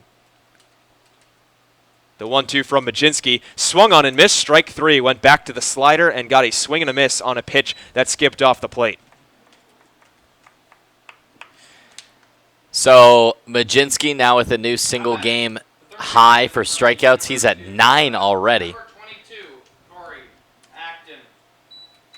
here in the fifth inning.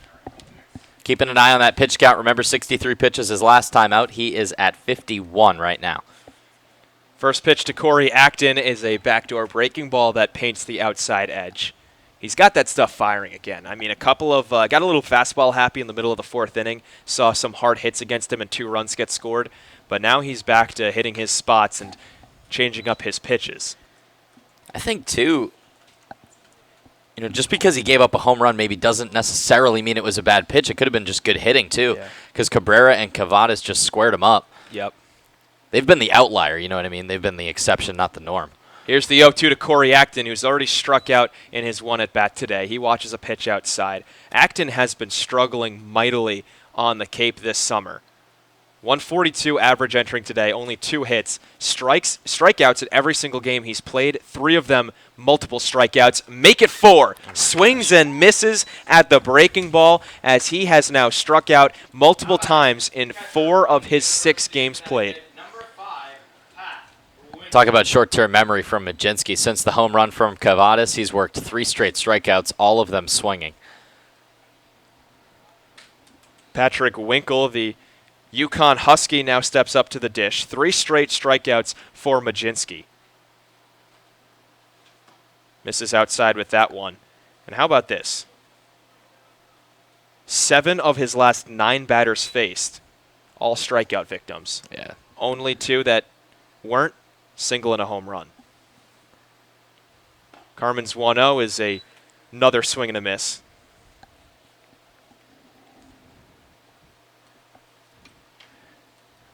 Double-digit strikeouts for Majinski for the first time this summer.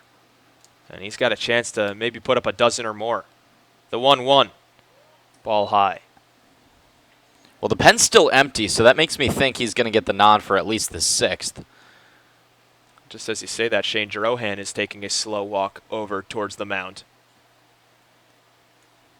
2-1 from Carmen. Swung on and missed. Went a little bit off speed with that pitch at about 85 miles an hour. Winkle, a rising sophomore with the Huskies from Orange, Connecticut, has a hit in each of his last 3 games played and an RBI on each of those hits. Trying to avoid the strikeout. The 2-2. Downstairs did he go? No, he didn't, says the third base umpire, Jim Fonseca. Just the second 3-ball count we've seen from Majinski. First one was against Daniel Cabrera when it was 3-0, and Majinski clawed back to work the strikeout. Nobody on and 2 outs. The payoff pitch from Majinski taken outside, ball 4. That's the first walk allowed by Carmen. Looks like the pitch just slipped out of his hand. Yeah, he looked down at his landing spot, sort of hopped a little bit gingerly after. Just didn't go where he wanted, and the now third batter to reach base. Only a walk with 2 outs, and he has to stay on first, does Winkle, the catcher, so not too much speed on the base paths. Hal Hughes, the shortstop, 0 for 1 with a looking strikeout, is at the dish now. He's now 1 for his last 19. The infielder from Louisiana State University watches a ball miss way outside. Hughes is the son of Pete Hughes, who's the head coach at Kansas State. Maybe 2018 Commodore Will Brennan familiar with him. Hal was born in Norman, Oklahoma. That was when his dad was the head coach at Oklahoma. The 1-0. Ground ball right at Baron Radcliffe. He boots it off the heel of his glove, but it doesn't go very far. Scoops it right back up. Steps on the bag himself. 3 unassisted on the putout. So 2 strikeouts and a ground out worked around a 2-out walk. We go to the bottom of the 5th inning. It's 2-1 Harwich. The Falmouth Commodores would like to thank Franklin Sports for their sponsorship of the Cape Cod Baseball League. Franklin is yet again proud to be the official batting glove of the Cape Cod Baseball League. Throughout the summer, all 10 Cape League teams are wearing their own custom team batting gloves, courtesy of Franklin Sports. To order your favorite team's design or to create your own, visit franklinsports.com/custom. Enter code CCBL20 for 20% off your purchase. From Cape Cod to the major leagues, only the best hitters in baseball wear Franklin gloves.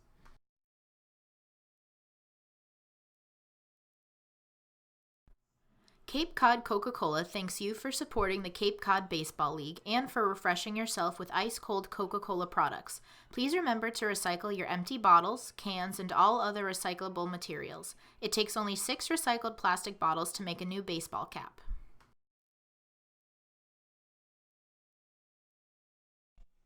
The Colossal Lobster Rolls are back at the 99 restaurants. Visit today in Centerville, Falmouth, Mashpee, Wareham, or Yarmouth for the best value for lobster rolls on the Cape.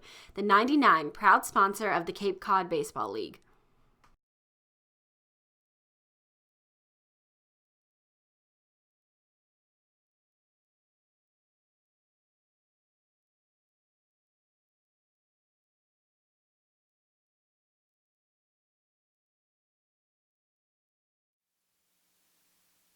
Home 5th from Gov Fuller Field in Falmouth, Massachusetts, with the home team trailing by a score of 2-1. So far, 2 runs on 2 hits for Harwich, no errors. 1 run on 2 hits for Falmouth, no errors. It's been a pitcher's duel through the first 4.5. Kevin Kendall going to just try to change that. He's got the lone RBI for the Doors. Came on a ground out. And this game, as pitchers' duels usually do, is flying by. Halfway through this one in an hour and 10 minutes in. Kevin now 1 for his last 12. He was red hot to start the season, had hits in just about every game played. Lines up the first pitch, fastball in the outside corner, but just fouls it back. Tim Tawa will follow him, then Blake Dunn, so the top of the order after Kendall. Playing shortstop today for the first time. Seems like a couple days since he's played short. Takes a pitch inside. Saw Cruz at short yesterday. Yep. Hasn't been since game 1 against Chatham where Kevin was at short. The 1-1 to the lefty. Upstairs, ball 2. So Carson Seymour really throwing a lot of balls early in counts, getting behind, but he still managed to put this Falmouth lineup down pretty easily most innings. 2-1 is high, and it's a 3-1 count.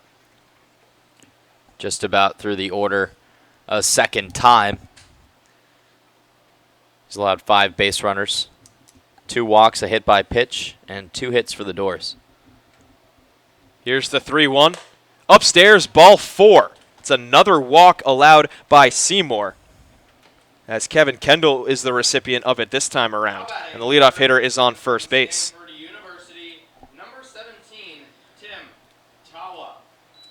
We saw Majinski falter a little bit, if you want to call it that. By that I mean issuing his first walk in the 5th inning. But these guys running out of gas maybe a little bit. Innings 4, 5, and 6 can definitely be tougher than 1, 2, and 3. Seymour has now allowed 3 walks and a hit by pitch. One of those walks came around and burned him. That was the lone run scored. So he misses up and into Tim Tawa.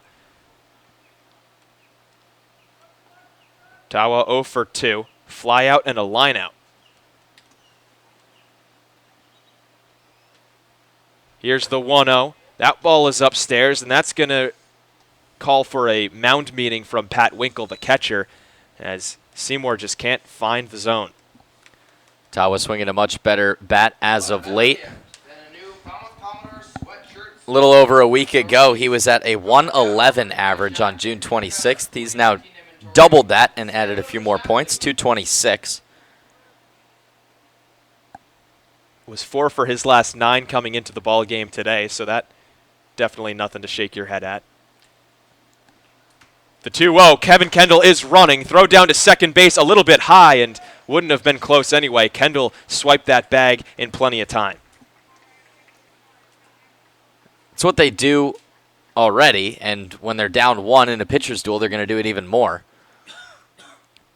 Kevin Kendall swiping second base. That's his 2nd stolen base of the year. He has yet to be caught on the base paths. That was also a ball to Tawa, so it's now 3-0. And just like that, back-to-back walks. Kevin's stolen base really for naught as Tawa reaches base on only 4 pitches. Just adds a stat, right? Adds Yeah. a stolen base stat, even though he's going to move to second anyways. But this feels good for the Commodores as they now threaten nobody out here in the 5th inning. Back-to-back walks allowed by Seymour. He's only thrown 1 strike this inning. And look who's at the plate, the team leader in bases on balls, Blake Dunn. He's 0 for 1 with a hit by pitch and a ground out. He shows bunt, pulls it back, takes the ball high. Nope, he did not pull it back in time. Strike called by Jeff Merzel. Corner infield playing way in with Acton at third, Cavadas at first. They know exactly what Jeff Trundy, Blake Dunn, and the Commodores are thinking here. Dunn probably going to try to push it up the third base line so that third baseman Acton will have to come in. Shows bunt, pulls it back, pitch in the same spot. This time he gets it back in time.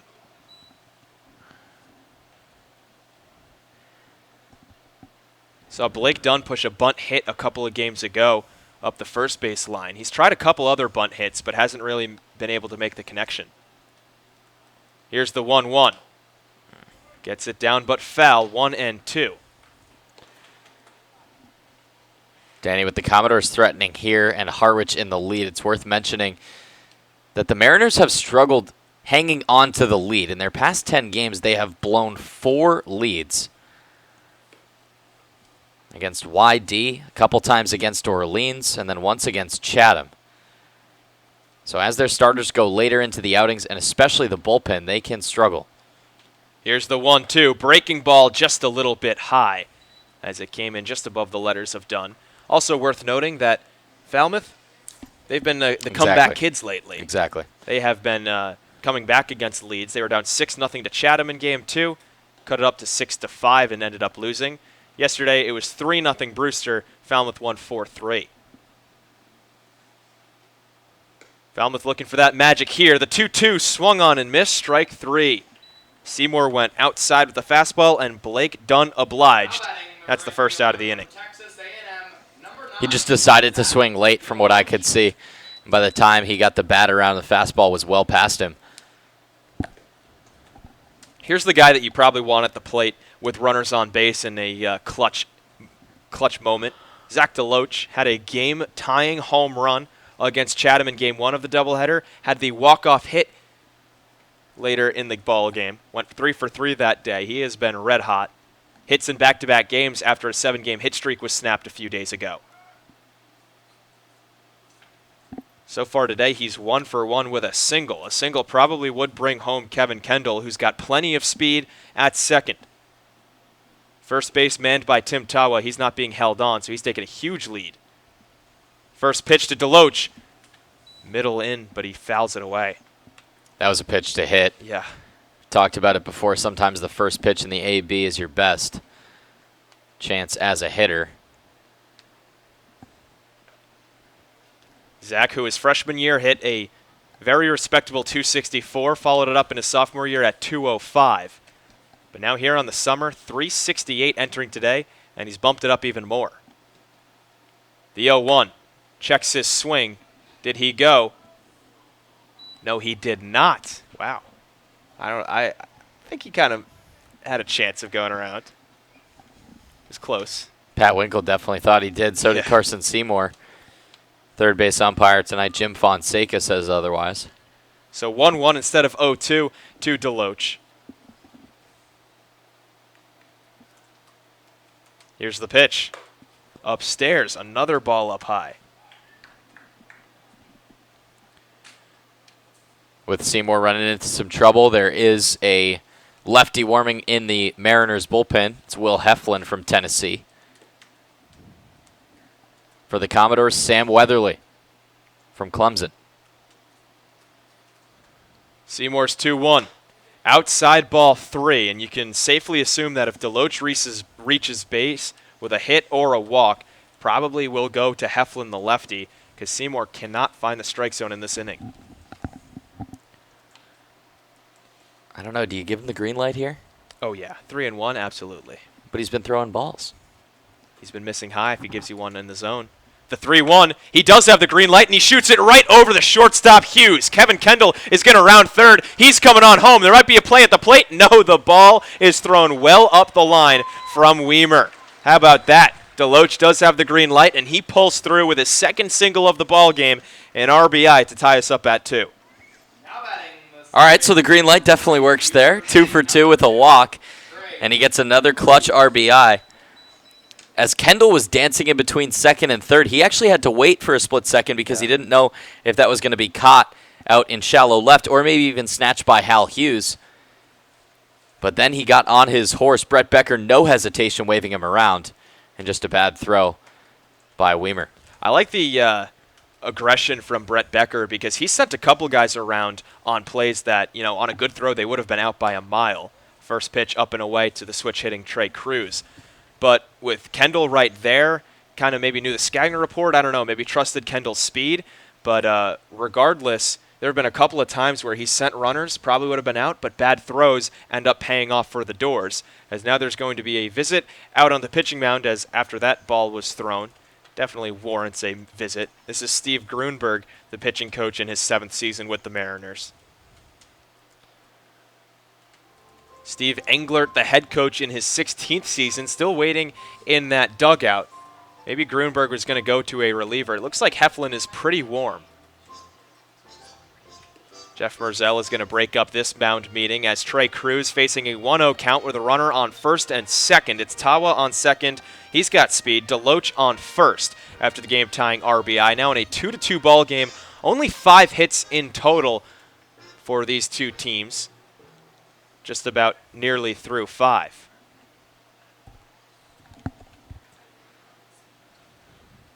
Couple lefties that are warming. There's also Jared Weatherby over there from Elon. He's sort of looking on as it's Heflin who seems to be next in line. The 1-0 to Trey gets under it and pops it up into shallow right field. Coming in, making the grab, and holding up at second is Kendall. Cabrera came in, and he was ready to fire into third if Kendall wanted to steal third. Or Tawa, pardon me. Number 32, Taylor Smith. So unproductive out number 2 off the bat of Trey Cruz as both runners have to stay put. And Taylor Smith, who's 0 for 2, will have a chance yet again with a runner on second base and 2 outs. His first 2 times around couldn't come through and ended the inning. That was in the first and the third. He had a hard hit ball to left field in the third, though. That was nearly out. Just a little bit under it was Smith. First pitch is a fastball that paints the outside black. No balls and a strike. Smart scouting a report from Seymour as he's trying to keep the ball away to the pull-happy Smith. He's got 3 home runs on the year and 6 RBIs. The 0-1. Outside, skips away, and Tawa, with such a huge secondary lead, is going to easily take third. On to second base is Deloach. Both runners are now in scoring position. They were moving in sync, were Tawa and Deloach. On the secondary lead, they took the same exact number of steps at the same exact time, and they got the signal from Smith at the plate once that scooted to the right of Winkle. So 1-1 the count, and all Smith has to do is put one in the outfield, should score 2. Here's the pitch. Outside.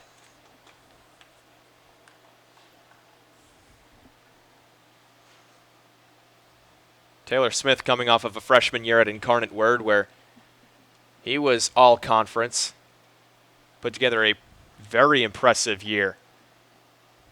The 2-1.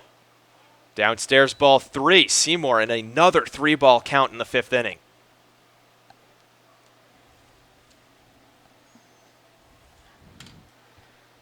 I'm surprised they didn't make the switch earlier in this half inning, I won't lie. Yeah, I'm shocked. After the Deloach hit, I thought it was for sure coming. Heflin is warm. Here's the 3-1. Swung on and missed, so the count's going to run full. Maybe part of the reason why they kept in the righty is because you had a couple righties coming up to the plate in Smith and Nelson. Nelson is the man on deck. He's 0 for 1. Did walk and score in his first plate appearance. First, Taylor Smith is going to have to get on base in any way he can. Facing a 3-2 count with the go-ahead run only 90 feet away in a 2-2 ball game in the 5th. Seymour comes set. Rocks and fires home. Outside, ball 4. Smith is going to take his base. Nelson is going to have a chance with the bases juiced. Or he won't. Or he'll have to wait, I should say, as we are getting another visit. And this will likely be the call. This is Steve Englert, and there is the signal with the left hand. It's going to be Will Heflin, and maybe overdue. Hindsight's always 20/20, but you look at this half inning from Seymour, 3 walks. He only gave up 1 hit, but it was enough to retie this game at 2. So Heflin will be the pitcher trying to get out of a very sticky jam that Seymour has gotten into. He's loaded up the bases, does have 2 outs. So all Heflin has to do is get the 1 out, and he will be A-OK, keeping this ball game tied. But again, go-ahead run is on third base. Couple runners in scoring position. Not an easy job for the left-handed reliever from the University of Tennessee. He's a rising senior out at Knoxville, and when he comes into ball games, usually in middle relief, as he's racked up a couple innings thrown in just about every single outing. His shortest outing was 2 innings of work against these Falmouth Commodores back on June 16th. That was in the 7-1 win for Harwich in the doubleheader. Allowed only 1 hit, struck out 2, and did not allow a run. He's been stellar all season long.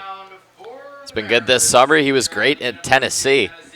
You mentioned how he came in middle relief. He had made 25 appearances, just 1 start. So he's used to jams like this, I'm sure. Yeah, and he's worked out of them very well. At least they haven't been charged to his ledger. He's 1-0 on the summer, a .81 ERA. That earned run coming in the last ball game that he appeared in against Chatham. It was a 3-2 loss to the Anglers. He threw 2 2/3 innings, allowed 3 hits, and earned run, struck out 4. Wasn't tagged with the loss. He was fantastic in that ball game. 11 innings of pitching so far this summer over those 4 outings. 16 strikeouts, only 3 walks, and 6 hits allowed. He is by far their most lights-out reliever, and they're going to need him to be just that way as he's coming into a ball game that is tied in the middle frames with the bases loaded for Falmouth and 2 outs. And they're likely going to lean on him in the next couple innings as well because, as you said, that shortest outing at just 2 innings, longest going 3 1/3. You could see him going until the 9th, and depending on the score, set him up for a closer. So here is Matt Nelson, who is 0 for on the summer, and boy, would this be a fantastic opportunity to break that stretch. He's 0 for 9. Has walked a couple of times, and hey, a walk would bring home a run. But Heflin, not a guy who walks really anybody. As I mentioned, only 3 walks in 11 innings of work. First pitch from the lefty, swung on and missed by Nelson.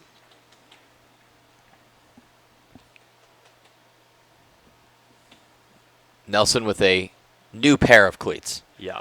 He's got matching cleats now. Probably brought the second pair. Got to have a couple. Right. All he needs to do is put one in the outfield and should give Falmouth a nice lead. The 0-1. Takes it and watches it hit the outside edge. 0-2. Heflin, he's always been like that all season. He does not look any less sharp. Tawa on third, Deloach on second, Smith on first. 0-2 count with 2 outs to the catcher, Matt Nelson. Trying to get his first hit of the summer. Here's the 0-2. Chopped foul, and he'll just stay alive. Those 3 walks that Heflin issued this summer, all in 1 outing against Katuitt. So in 3 of his 4 times on the mound, he has not issued a walk. Falmouth has had to come from behind in each of their last 2 games. Both of them shorter than 9 innings. One of them a doubleheader, so it only went 7. They lost 6-5. Yesterday called to darkness after the 8th inning. The 0-2. That is hit out into left field, but playable for Weimer. He camps underneath it, and he'll make the catch for the final out of the 5th inning. Falmouth threatens, and they do tie the ball game on 1 run and 1 hit. No errors committed by Harwich, and 3 runners left on base. As we head to the top of the 6th inning, it's 2-2. Did you know that Baseball Factory has partnered with the Cape League for the past 20-plus seasons?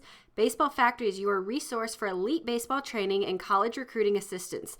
They build more varsity starters, all-state athletes, and college and professional ball players than anyone else in the country. With over 1,000 events nationwide for players in middle school and high school and over 100,000 college success stories, you too can build your way to greatness with Baseball Factory. Visit baseballfactory.com to learn more. The 99 Restaurant is a proud sponsor of the Cape Cod Baseball League. Visit them in Centerville, Falmouth, Mashpee, Wareham, or Yarmouth this summer and try some local flavor from the winner of the Cape Times' Best Restaurant for Takeout. The 99, always the real deal. Earn a bachelor's or master's degree, complete a certificate, or take a single course through the Division of Continuing Education and Graduate Studies at Curry College. Classes run days, evenings, and weekends in Milton and Plymouth. To learn more about programs in business, criminal justice, education, nursing, and more, visit curry.edu. Red Shirt Fridays is a national program created to acknowledge, honor, and support our troops who put themselves in harm's way to defend our freedom. In support of this program, the Cape League teams will be wearing a specially designed red jersey every Friday. Support our troops and join us by wearing red each Friday.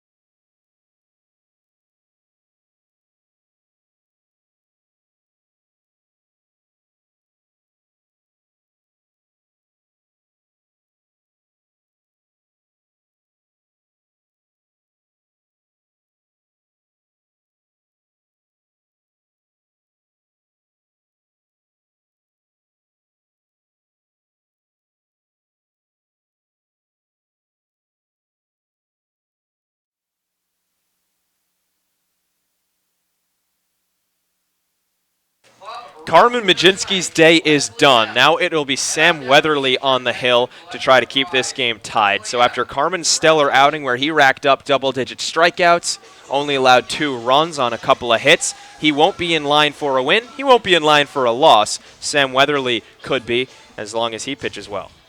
6.75 ERA for the rising junior at Clemson. And Danny, like a lot of these relievers, he's either been locked down or really struggled. In 2 of his outings, he has not allowed a hit or an earned run. That was against Katuitt and Bourne.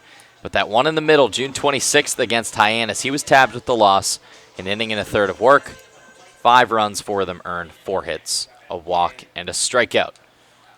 He'll have to face the top of the order for Harwich. Dylan Noisy, Joey Weimer, and Daniel Cabrera. First pitch to Noisy, chops it towards second. This is going to be a tough play for Cruz, but he gets there in time. Underhand flip for the first out of the inning.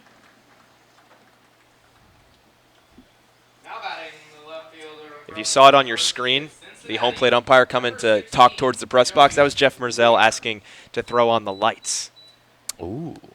That's not our department, but the lights are slowly coming on here at Gov Fuller Field. Good catch, good catch. Sun's starting to set. Will be completely set just after 8 p.m. First pitch, Weatherly throws to Joey Weimer.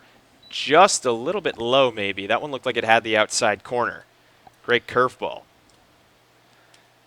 Yeah, Weatherly, a lefty, has got kind of a lower arm slot, so that ball can really creep in. Weimer watches that pitch miss downstairs. He's ahead 2-0. So far on the ball game, 0 for 2. A ground out and a strikeout, both coming against Majinski. Weimer batting well over 300. He's up in the 330s right now. Watches a pitch on the outside corner, and he has been hot all summer long, including against the Doors. His last game against Falmouth on June 16th went 2 for 3, 2 runs as well. He also had a home run in Game 1 of that doubleheader. That was in a 1-0 win. So it was Joey Weimer 1, Falmouth 0 on June 16th in Game 1. Yeah, that solo shot was the difference. Hasn't just been Falmouth that he's been tearing up, though, as I mentioned. He swings right through that pitch. That ran outside. 3 balls and 2 strikes now the count. Weimer, a rising junior at Cincinnati. From Temperance, Michigan. Love that name. Temperance. Payoff pitch. Just off the outside corner, ball 4. All right, so with both starters out of the game now, we're going to be seeing some more typical innings with probably more base runners and more runs scored. As Majinski finishes with 5 innings of work, 2 hits, 2 earned runs, a walk, and 10 Ks. That double-digit count, the highest we've seen this summer. Carson Seymour, 4 2/3, 3 hits, 2 runs, 5 walks, and 5 strikeouts. So take that, Palish, or Palish? Polish. Polish. Take that, Polish. 10 strikeouts over 7 innings. Majinski gets 10 over 5. Breaking ball from Weatherly sits a little bit high. 1 ball, no strikes to Daniel Cabrera. He got the hit parade, if you can call it that, started in the 4th. Had the first hit against Majinski, was the first base runner. Came around to score on the very next batter, Cavadas, when he hit a home run. The 1-0 skips in the dirt. Good block by Nelson to make sure that Weimer couldn't advance. So that hit parade was a short one, but there were a lot of fireworks. Yep. Good one. Thanks. I needed to get the 4th of July pun in there somewhere. I'm getting glares from our producer right now. It was like that Main Street parade in Falmouth. It's only like a half a mile. Yeah. Not even. Maybe like a quarter. 2-0, misses low, 3-0. Sam Weatherly, after getting a quick out number 1 on 1 pitch, has now thrown pretty much only balls since. 3-2 count against Weimer. He ended up letting him reach base with a walk, and now Daniel Cabrera threatening the same, ahead 3-0. Lefty-lefty matchup, Clemson versus LSU, and LSU takes it with the ball 4 call up and in. So with 2 straight walks to Weimer and Cabrera, you really got to be careful here, Danny, if you're Sam Weatherly, because you're trying to reestablish the strike zone and the fastball, but you have no room for error against Nico Cavadas, who can make you pay. He's swinging the hottest bat on this Harwich team, and that's why Matt Nelson is out and meeting with him. He took Majinski yard to give Harwich a 2-1 lead. He could do the same here if Weatherly, who needs a strike, tries to leave one too far over the plate. 7 RBIs over the last game and a half for Cavadas. 2 RBIs today, 5 yesterday when he went 3 for 3. Has extended his hitting streak to 9 games. 7 of those games were only 1 hit each, so his average didn't move up all that much. Has that one hit so far today. First pitch he sees from Weatherly. Ball taken too far inside. And already another Commodore warming up in the bullpen in Aiden Maldonado. He's trying to get loose real quick, just in case Weatherly gets into a jam that he can't get out of. 1-0, outside ball 2.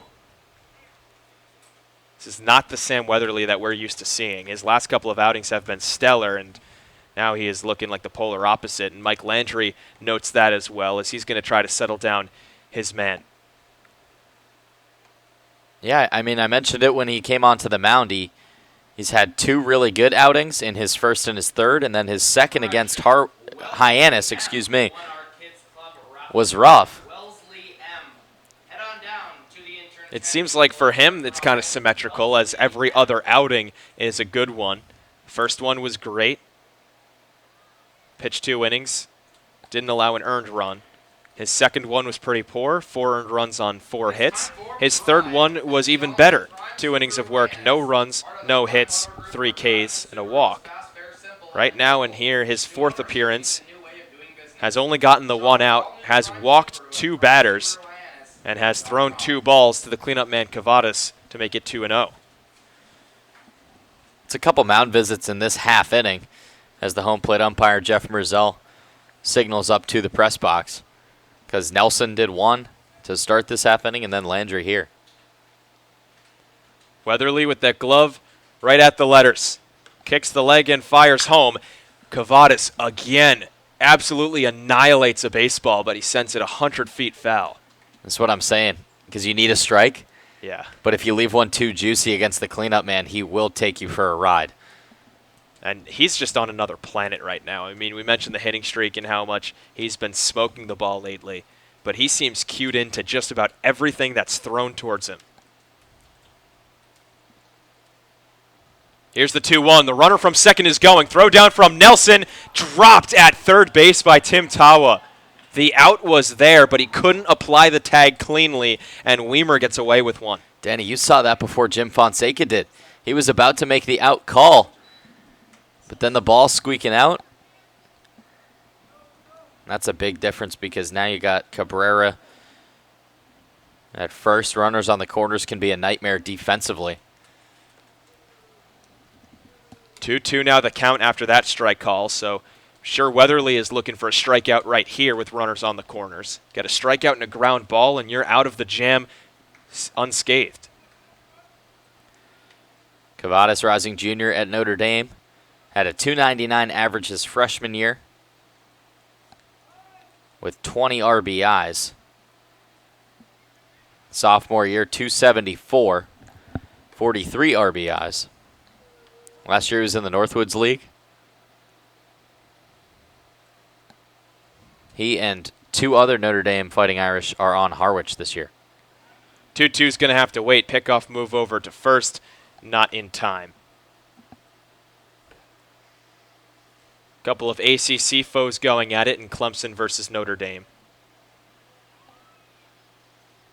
And the Clemson Tiger Weatherly throwing into another ACC guy, the Florida State Seminole Nelson.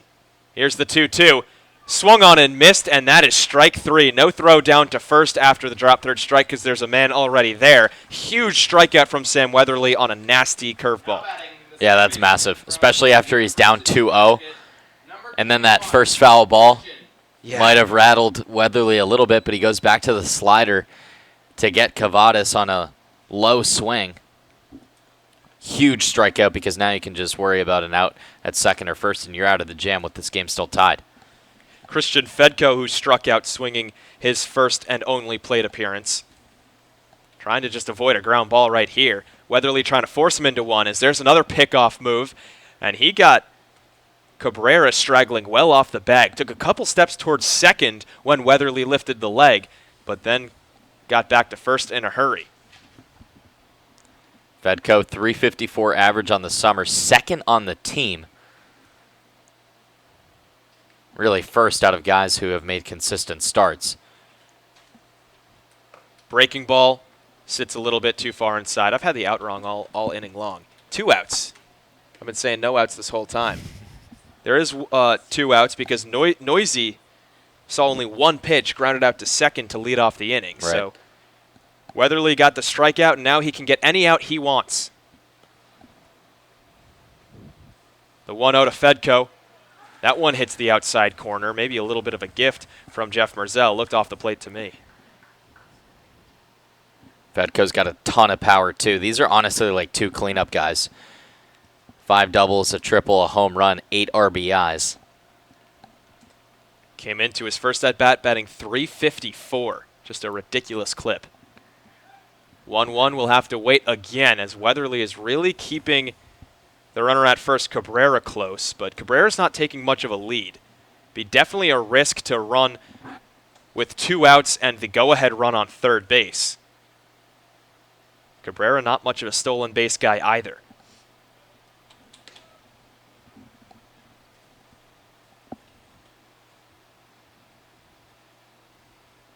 After a long pause, the 1-1 is fouled away towards the right side, and Weatherly is only 1 pitch away from getting out of this jam. Not permitted in the police parking lot. Please do not attempt to gain entry to retrieve foul balls. Thank you. Big pitch coming up, especially for Weatherly. This would do wonders of confidence for him. Aiden Maldonado out in the bullpen for Falmouth. Still warming. Looks pretty stretched out as he's just tossing the ball a couple times in his throwing hand, not really pitching. Here's the 1-2. Swung on and missed, strike 3. A beautiful breaking ball at only about 76 miles an hour. Drops in perfectly, and Fedko could not line it up. Back-to-back swinging strikeouts and the 6th inning, and Falmouth gets out of the jam, allowing no runs on no hits, no errors, and stranding 2 runners on. As we go to the bottom of the 6th inning, it's still 2-2. The Colossal Lobster Rolls are back at the 99 restaurants. Visit today in Centerville, Falmouth, Mashpee, Wareham, or Yarmouth for the best value for lobster rolls on the Cape. The 99, proud sponsor of the Cape Cod Baseball League. Cape Cod Coca-Cola thanks you for supporting the Cape Cod Baseball League and for refreshing yourself with ice-cold Coca-Cola products. Please remember to recycle your empty bottles, cans, and all other recyclable materials. It takes only 6 recycled plastic bottles to make a new baseball cap. Did you know that Baseball Factory has partnered with the Cape League for the past 20-plus seasons? Baseball Factory is your resource for elite baseball training and college recruiting assistance. They build more varsity starters, all-state athletes, and college and professional ball players than anyone else in the country. With over 1,000 events nationwide for players in middle school and high school and over 100,000 college success stories, you too can build your way to greatness with Baseball Factory. Visit baseballfactory.com to learn more. The Falmouth Commodores would like to thank Franklin Sports for their sponsorship of the Cape Cod Baseball League. Franklin is yet again proud to be the official batting glove of the Cape Cod Baseball League. Throughout the summer, all 10 Cape League teams are wearing their own custom team batting gloves, courtesy of Franklin Sports. To order your favorite team's design or to create your own, visit franklinsports.com/custom. Enter code CCBL20 for 20% off your purchase. From Cape Cod to the major leagues, only the best hitters in baseball wear Franklin gloves.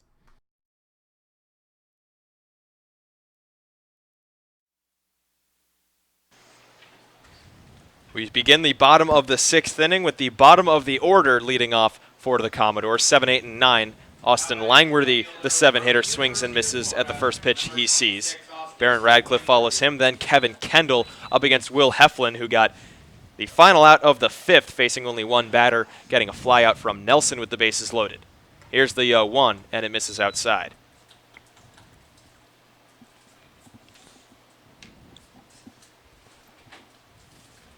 Couple more SEC guys going at it in Heflin versus Langworthy. Another ball that's just off the outside corner. Austin with a very good eye recently, also making good contact, but as we've been saying, still not reaching base. Couple flyouts for him. Really hard hit ball in the 2nd.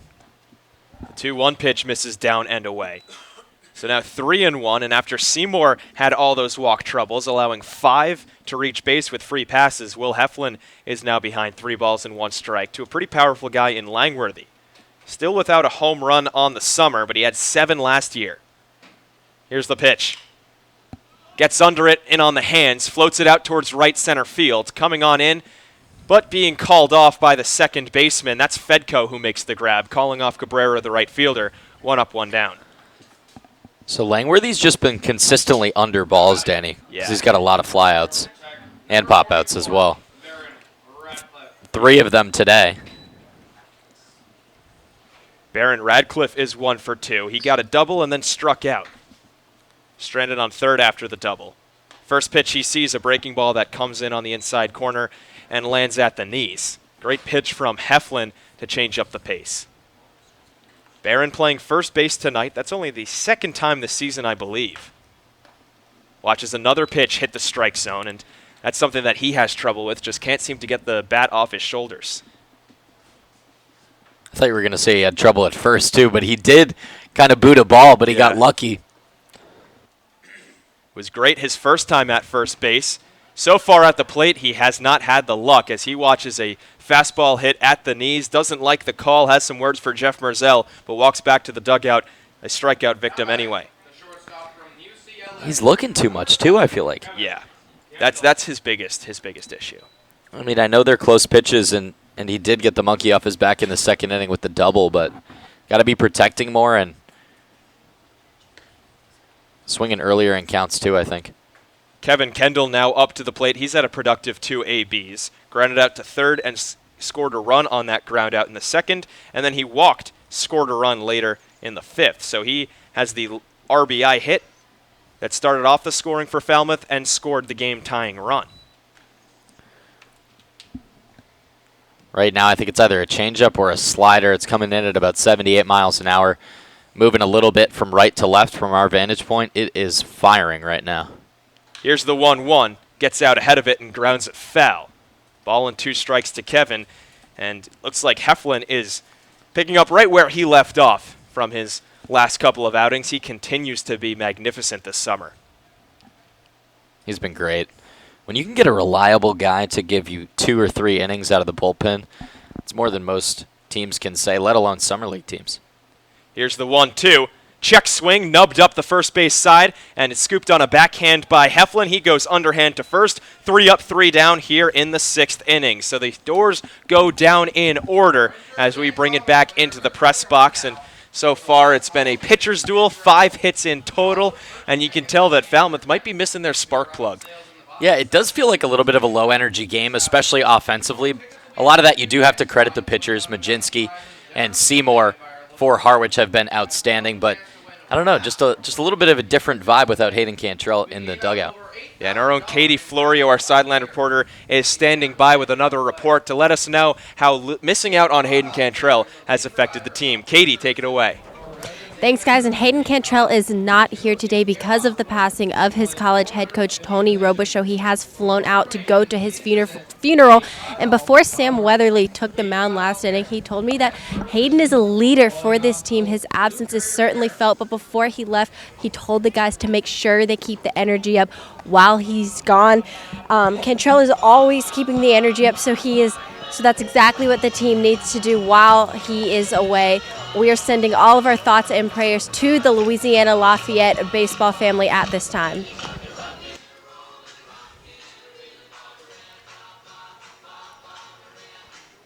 Thank you for that, Katie, as Louisiana Lafayette suffering from losing their head coach. Of course, thoughts and prayers out to them after the sudden passing of their head coach. But I think what she said about Hayden was exactly true, where, even when his head coach did pass away in the last couple of days and before he flew home for the funeral, he was keeping that same energy the whole time. Didn't lose a step. No doubt about it. It was almost uncanny, like his ability to just stay so positive at all times. I know you and I talked to him. A lot of people on our media team have been able to talk to him about the situation. And he just seems like the same guy. It just shows what kind of person he is and how strong he really has that foundation with he and his teammates, making sure that Falmouth keeps it up, even with him gone. So he made sure to say, like Sam Weatherly told Katie, made sure to say, keep up that same energy and make sure you don't lose it even in my absence. He's a guy who understands that he's a leader, knows that he's kind of a captain of sorts for this team, and definitely don't hear much from the field with him gone. He's usually the loudest guy out there on the base paths and at the position of second base or shortstop.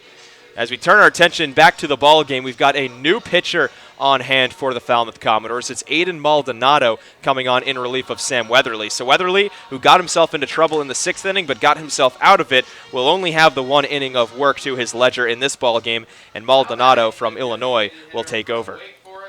Maldonado's been pretty good for the Commodores. He's really settled down. His first outing was maybe one of his worst against Hyannis, with two-thirds of an inning of work, 2 earned runs, 2 hits. Last time out against Brewster, 1 2/3, no earned runs, 2 hits, and 3 Ks. Really seen that strikeout number get up recently. He's struck out 8 batters in his last 3 2/3 innings of work. He'll have to face Ludwig, Acton, and Winkle. All of them 0 for on the day so far. Ludwig, a ground out and a strikeout against him. Watches a ball miss outside from Aiden Maldonado. Minnesota native, drafted by Milwaukee in 2018. Plays for Illinois, so an all-Midwest guy pretty much. Swing and a miss, strike number 1. He was the top-ranked pitcher from the state of Minnesota when he was coming out of high school. 1-1 is lined foul. Mentioned it going into that report from Katie, but 5 hits and 4 runs between these two teams total. It's just such a low-scoring affair. We're back to that early season vibe that we saw between these two teams. You know, they played 3 times before most of the rosters even came together, and that's exactly what this game is looking like, even with all those roster pieces there. I think even in the winning streak and in the 5 out of 6 games that Falmouth has won, there have been some lower scoring games that have been pitchers' duels, right? There was the 3-0 win with Bourne. That was before the winning streak started, but then a 3-2 win against Chatham. So somewhere the pitchers have definitely shown off. The 1-2, check swing. Did he go around? Yes, he did, says third base umpire Jim Fonseca. Michael Ludwig has his 2nd strikeout of the ball game, and Maldonado is off to a great start. 3 straight Mariners who have gone down by way of the K at 4, 5, and 6. Now at the bottom of the order, trying to make quick work of them if you're Falmouth and get some runs across the board. This game coming down to the wire. Corey Acton, who's a strikeout machine, lines one into right field. Deloach lines it up, and he makes the grab. So Acton goes down on only 1 pitch. I like how you mentioned that. 4, 5, and 6, those last 3 batters before Acton, all with strikeouts. That's pretty impressive to do for Weatherly and Maldonado, because looking at who 4 is, Cavadas, who has been on a tear, Christian Fedko, who's batting over 350, and then Michael Ludwig in the 6 hole at designated hitter being kept quiet. That's a really crucial spot of the lineup coming up in the middle innings in a tie game that Harwich couldn't get anything from. First pitch low to Winkle. Maldonado, a 4.50 ERA, entering this ball game today. Another inning of work here. 1-2-3 would lower that as he fires a fastball well outside. It's got a lot of decisions, too. Yeah, true. 2 wins and a loss for a middle reliever who hasn't gone more than 2 innings all summer. Definitely has the most decisions on this Falmouth roster. I think he does, yeah. The 2-0 fouled away. Franco Aleman is pretty much the only starter that has gotten a win for Falmouth. Otherwise, maybe 1 or 2 starters have gotten losses, but for the most part, it's been the relievers who have been picking up those wins because the runs have come middle to late in games. Yeah, so Strickland, Ross, and Nastrini with a win each, but Majinski's going to have to wait. Yep. Still no decisions for the righty who started this game. 2-1, cut on and missed. Carmen has just gotten very little run support in the last 2 games that he's pitched in. And you can't really blame the lineup too much because they faced Orleans, who was the top team in ERA, and now they're facing Harwich, who's the top team in ERA. Well, we hit on it, too, when we interviewed him the next day, but he's kind of shrugged his shoulders at it. Doesn't mean too much to him. Here's the pitch. Line drive into right field. Base hit up and over Trey Cruz and well ahead of Zach Deloach. So a good piece of hitting from Pat Winkle. Went down and got that pitch. Probably more of a 2-strike swing, but he gets a hit out of it anyway. He's heard some large cracks Last couple batters as Acton lined up a nice ball that was out into right field. Hal Hughes will now have his third chance of the ball game. So far, he's sporting an offer. Shortstop from Louisiana State. Started as an everyday starter his freshman year because Josh Smith, the starter at short, got a back injury. Saw his playing time significantly decrease in his sophomore year. Went down to 53 games played and only 42 starts. A sophomore year where he hit 174. He's never been much of a contact guy for LSU. He is one of the best fielding infielders. Was the 2017 Defensive Player of the Year in the Sooner State back in high school.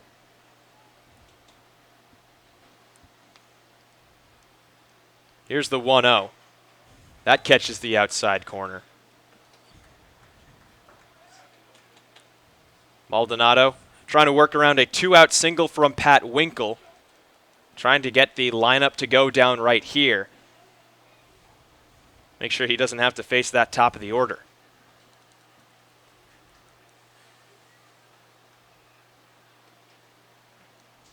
Aiden's 1-1. Chopped foul. Dylan Noisy is the top of the order that stands on deck. He's 0 for 3. Again, this Harwich lineup, seeing that they only have 3 hits now, they've also been held very quiet like Falmouth. But it's been the middle of the lineup, Cabrera and Cavadas at 3 and 4, that have done the damage. If they got up in this inning, you know something's going wrong.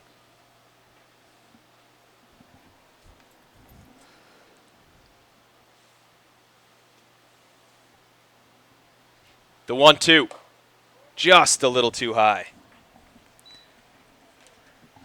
Maldonado throwing a few more balls here to these last couple batters after the hard contact from Acton and Winkle. Has yet to have a 3-ball count here in this inning. 2-2 the count with 2 outs and a runner on first in a 2-2 ball game. Maldonado trying to keep it that way from the stretch. Comes home. Misses up and in. Nope, foul ball. Yeah, I think it did hit him on the knob of the bat. That's tough. That's a tough draw. For a sec, I thought it hit his wrist or his forearm, but clearly it didn't because he would have been writhing in a little bit of pain there.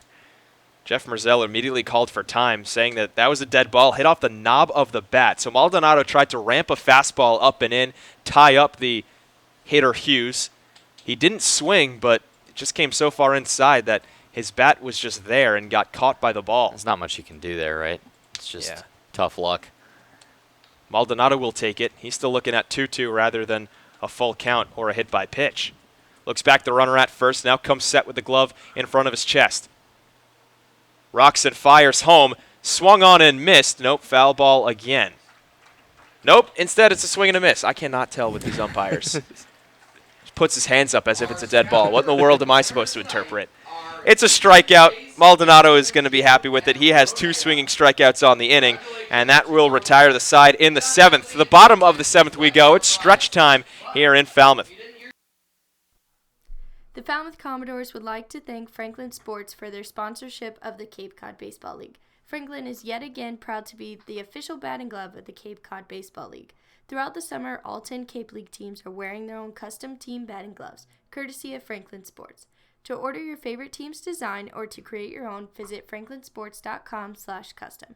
Enter code CCBL20 for 20% off your purchase. From Cape Cod to the major leagues, only the best hitters in baseball wear Franklin gloves. Baseball Factory, a proud partner of the Cape League since 1994, holds over 1,000 events nationwide for players in both high school and middle school, including 3 training weeks here in the Cape. Baseball Factory alumni have played on every Division I college program across the nation, with thousands drafted and more than 500 who have made it to the majors. Visit baseballfactory.com to learn how you can build your way to greatness.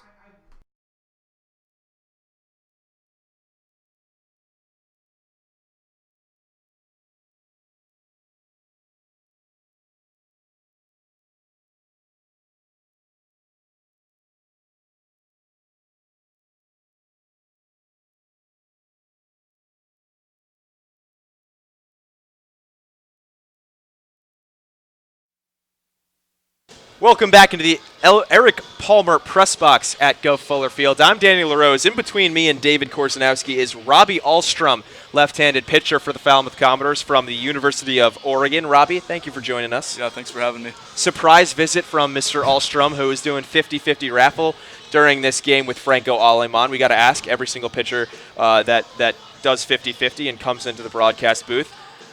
Who won? Who sold more raffles? It's pretty hard to beat Franco. He's got a big wingspan, makes a good sales pitch, so I think he might have got me. I think Carmen said the same thing last time he was up here, so I think Franco's the king so far. What intern were you paired with? Justin. Justin, okay. So I know Emily was out there too? Yeah. I feel like Emily and Franco is a dynamic duo. Yeah, that's the power team. For those who don't know, Emily Zaytunjan, a game day operations intern, very loud and personable. She was on the broadcast last year.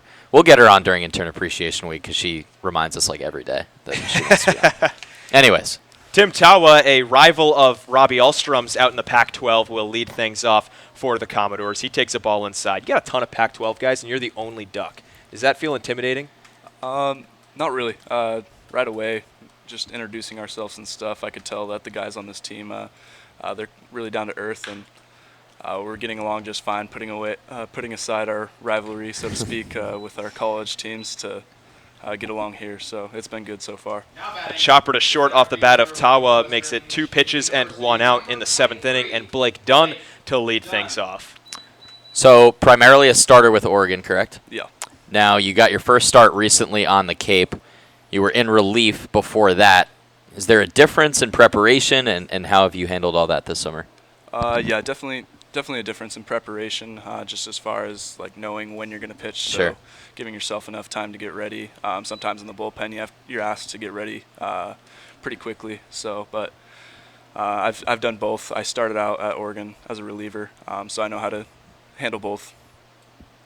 1-0 now the count to Dunn, who makes it 2 balls and no strikes. Robbie came in and we asked him how you pronounce his JUCO school. Yep. And we have been pronouncing where he went to his first year of college all wrong all summer long. Yep. We apologize to anyone at Chemeketa.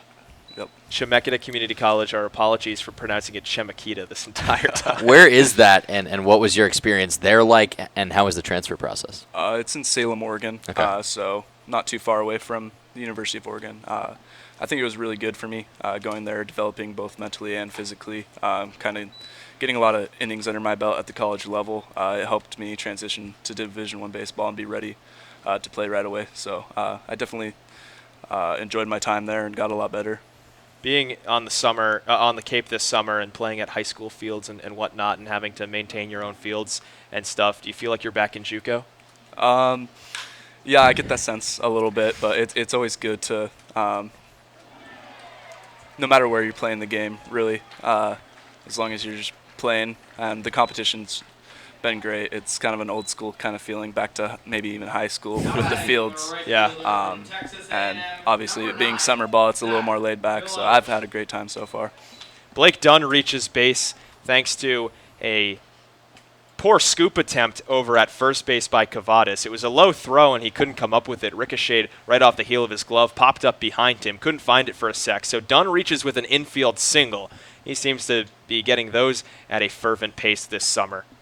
Now Zach DeLoach is going to be the hitter with the go-ahead run on first. Pops up the first pitch he sees towards foul territory on the left side, and the catcher Winkle got all up in the business of his own dugout, but couldn't make the grab. Yeah, so there's a little screen over to the left. Not sure if you can see it on your screen right now that protects the manager and the bat boys from foul balls. And basically running into that was Pat Winkle, and that's what kind of stopped him from getting that foul ball. So 0-1 the count to DeLoach, who just avoided being an out on only 1 pitch.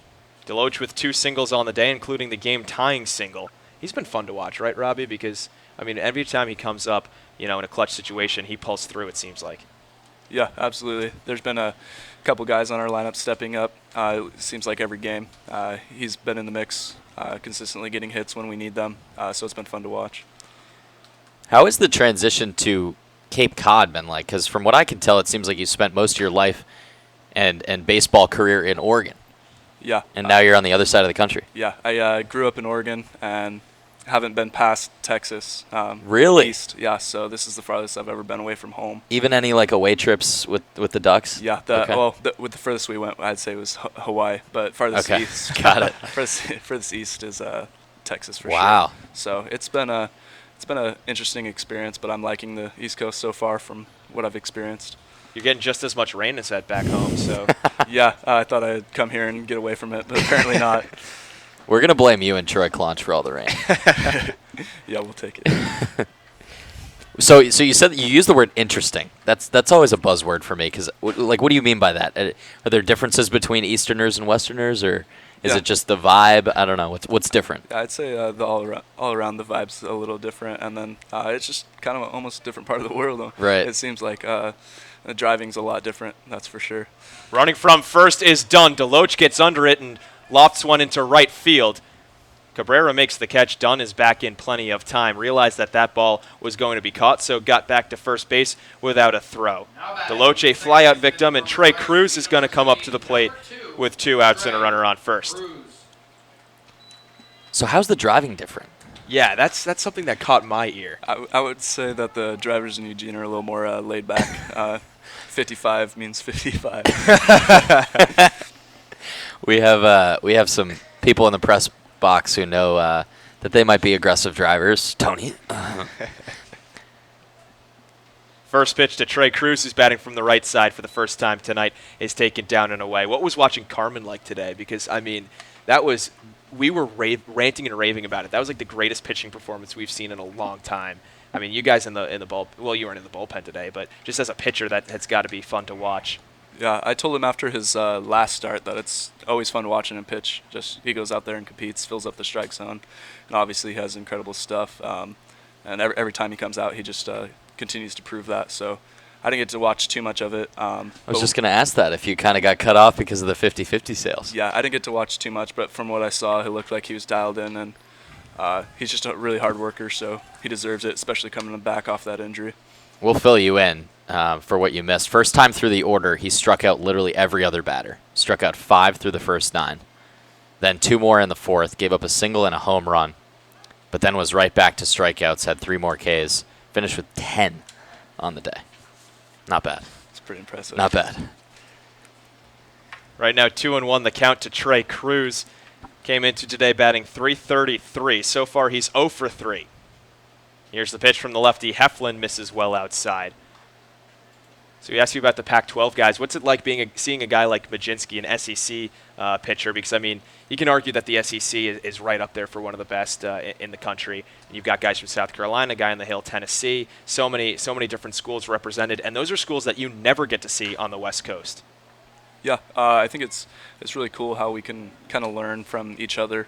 There's a lot of talent from a lot of different areas, so there's different points of views with each player, so we can just kind of pick and choose information that we want to take, and it's really helping us all improve as a whole, I would say. Are there any other of your teammates on other teams around the Cape? Yeah, I have a pitcher from my team on a YD, Colin Kafka, and then I think that's it. And there was another Oregon Duck last year on YD, Rin Nelson, who was drafted pretty high. Yeah. What was your relationship with him like, and did you learn anything from him? Yeah, he kind of took me under his wing early on in the year, which was cool. He taught me a lot, kind of how to just get used to the Division I level, get ready for games and stuff like that. And so to see him get drafted and live out his dream is really awesome to see. 3-1 pitch to Cruz with Dunn running. 3-2. He swings and misses and goes down a strikeout victim to retire the side. So Falmouth scores no runs on 1 hit, no errors, and they strand a runner on first base. Thank you to Robbie Alstrom, our new favorite Duck. There we go. Appreciate it. Thanks for having me. We'll be right back. The Falmouth Commodores would like to thank Franklin Sports for their sponsorship of the Cape Cod Baseball League. Franklin is yet again proud to be the official batting glove of the Cape Cod Baseball League. Throughout the summer, all 10 Cape League teams are wearing their own custom team batting gloves, courtesy of Franklin Sports. To order your favorite team's design or to create your own, visit franklinsports.com/custom. Enter code CCBL20 for 20% off your purchase. From Cape Cod to the major leagues, only the best hitters in baseball wear Franklin gloves. The 99 Restaurant is a proud sponsor of the Cape Cod Baseball League. Visit them in Centerville, Falmouth, Mashpee, Wareham, or Yarmouth this summer and try some local flavor from the winner of the Cape Times' best restaurant for takeout. The 99, always the real deal. Learning at Curry College extends beyond the classroom and is embedded in all they do. Curry prepares students to engage in successful careers and active citizenship with a global perspective. Explore undergraduate majors, minors, and concentrations, including new majors in accounting, biochemistry, and software development. Online at www.curry.edu.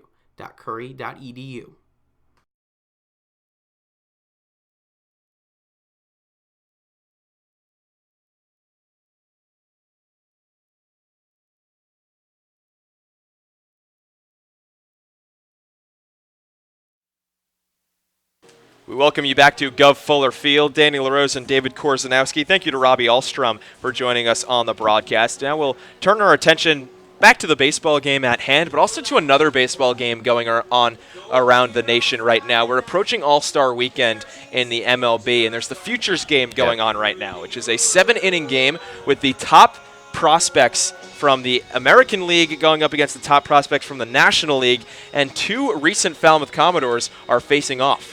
Alec Baum and Brady Singer, some of the best doors in the past 5 years. Singer had a .81 ERA. Baum from Wichita State, third overall pick in 2018, batted .351 over the summer. And Baum just scored recently in the top of the fourth inning, the NL leading. Baum had a hit off of the Tigers prospect Matt Manning. And Singer right now ranked the number 45 prospect in the MLB, number 1 for the Royals. So Singer with the Royals, Baum with the Phillies, and these two guys are some of the best up-and-coming names in all of professional baseball. 2016 Door and Singer, 2017 and Baum. They went in the same draft. Baum went third overall to the Philadelphia Phillies, and Brady Singer went in the 20s in the first round to the Kansas City Royals from the University of Florida. So shout out to those former Doors. We love it. We always talk about the guys in the MLB, you know, about Andrew Haney and Austin Pollock, Rhys Hoskins for the Phillies, but a couple of guys who are going to be right in the thick of things in a couple years. Aiden Maldonado's first pitch is a strike over the inside part of the plate to Dylan Noisy. And again, Falmouth will be seeing some more guys in the Futures League next year. Adley Rutschman, 2017 Commodore, number 1 overall pick. Logan Davidson, who was here in 17 and 18, pick 29. 0-1 to Noisy on the inside corner yet again. 0-2. Maldonado looking sharp. He had 2 strikeouts in his first inning of work. Already had 0-2 to the leadoff man. And I think that that's something we talked about before the game. We kind of get into the grind and into the day-to-day, but it's really cool to take a step back and see where all of these guys end up, because they're united right now on the Cape, but they are going to be on the biggest stage in just a matter of months. 0-2 is a slider, and going around is Noisy. Making the call was Jeff Merzel without an appeal down to first base. It is the 3rd strikeout in 5 batters faced for Aiden Maldonado. He's looking good. Only allowed the 1 single to Pat Winkle, but now 3 strikeouts. And again, Falmouth pitching really stepping up. It was just really the one mistake, and I don't even know if you can call it a mistake against a hot bat like Cavadas. But that's been the difference in this game, or what's tied it up, I should say. Joey Weimer, who's 0 for 2 with a walk in his last plate appearance, takes a ball a little bit low. Weimer being held quiet after a couple of games against Falmouth in the doubleheader way back in June, where he was red hot and lighting up the pitching.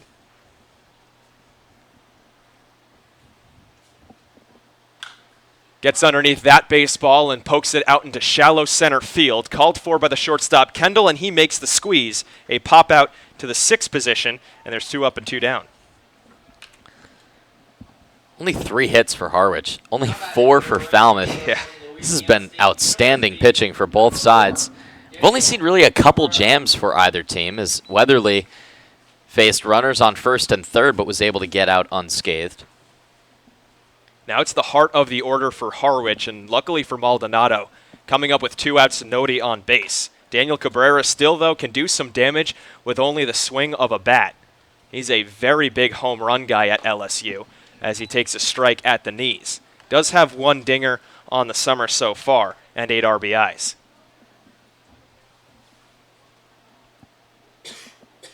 So far, he's 1 for 2. Single in the 4th A strikeout his first time up in the first inning. Swings and misses at that pitch, quickly behind 0-2.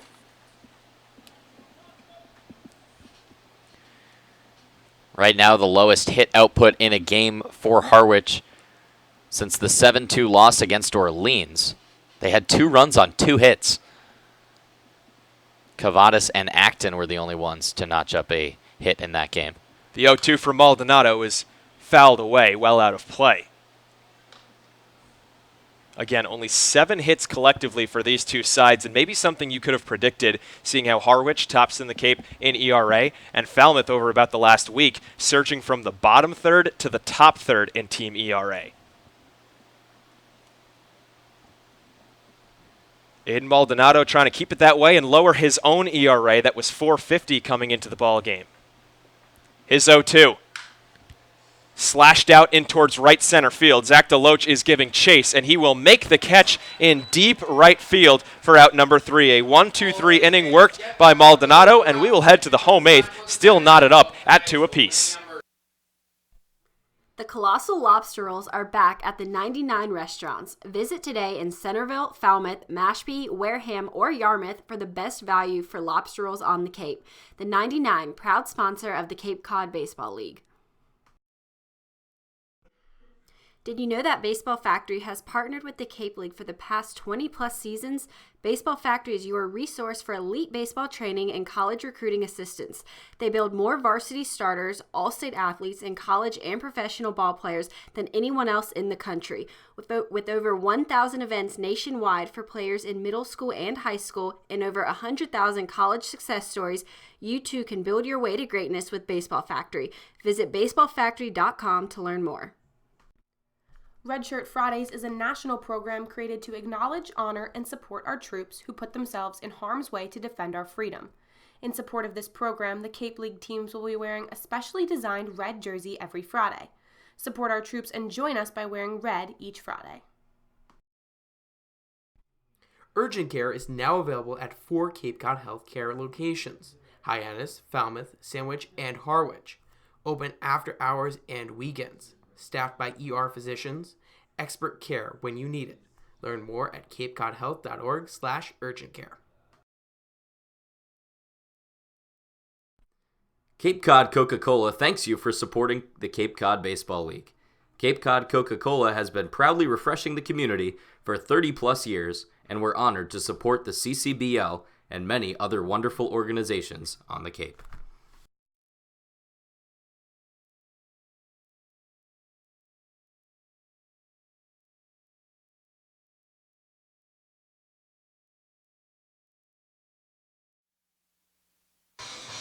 We head to the bottom of the 8th inning, still tied up at 2. And before we start off, we'll take a look at what's ahead for the Falmouth Commodores. Big road trip coming up, 4 games in a row on the road, 3 in the Western Division, 1 out east, before they come back home in just under a week. Yeah, Bourne, Hyannis, and Katuitt coming up.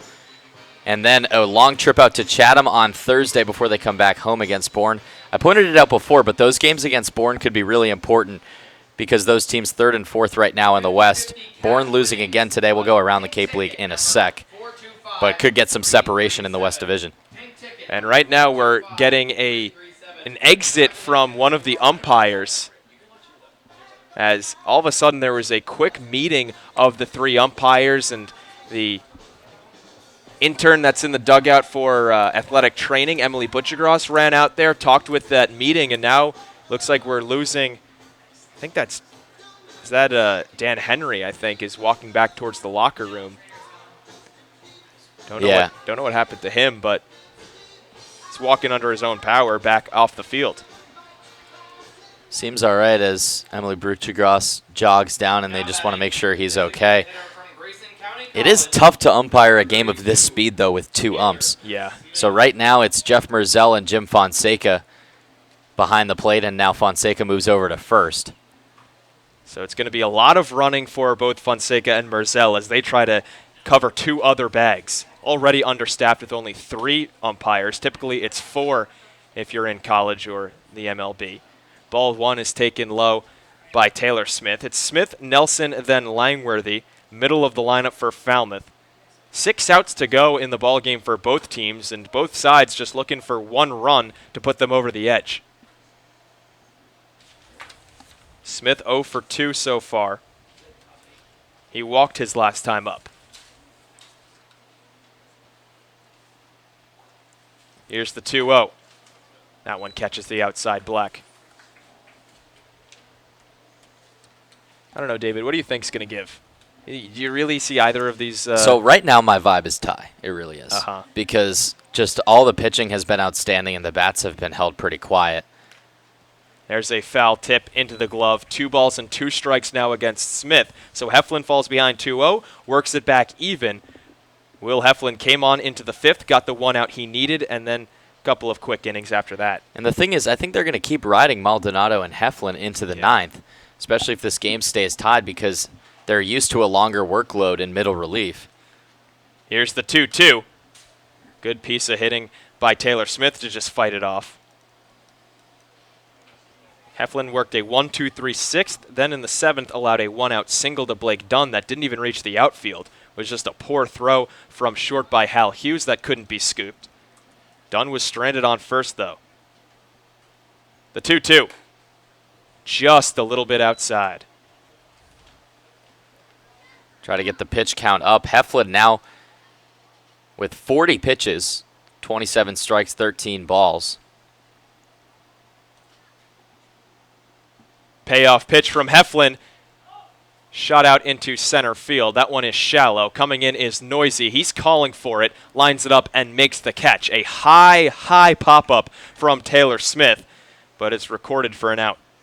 Off the bat, that was so high, I thought it was going to be caught in the infield.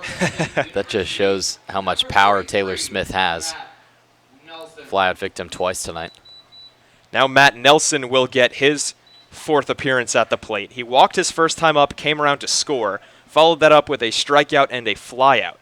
His last time up, that flyout, bases were loaded with 2 outs in the 5th inning. It came against Heflin, who came on to face Nelson and get that crucial out. First pitch swinging is Matt. He grounds it past the diving Acton, and he is on first base with his first hit of the summer. Nelson's sneaky been a player of the game. He worked that walk in the 2nd inning and then came around to score. First run of the game for the Commodores, first run for either side.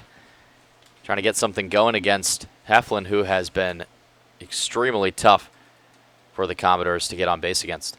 That's really the first hard contact that they've gotten against Heflin in his about 3 innings of work, and the first ball that has reached the outfield against him. First pitch swinging is Austin Langworthy, gets under it. Back without the mask is Pat Winkle, but he watches it settle out of play.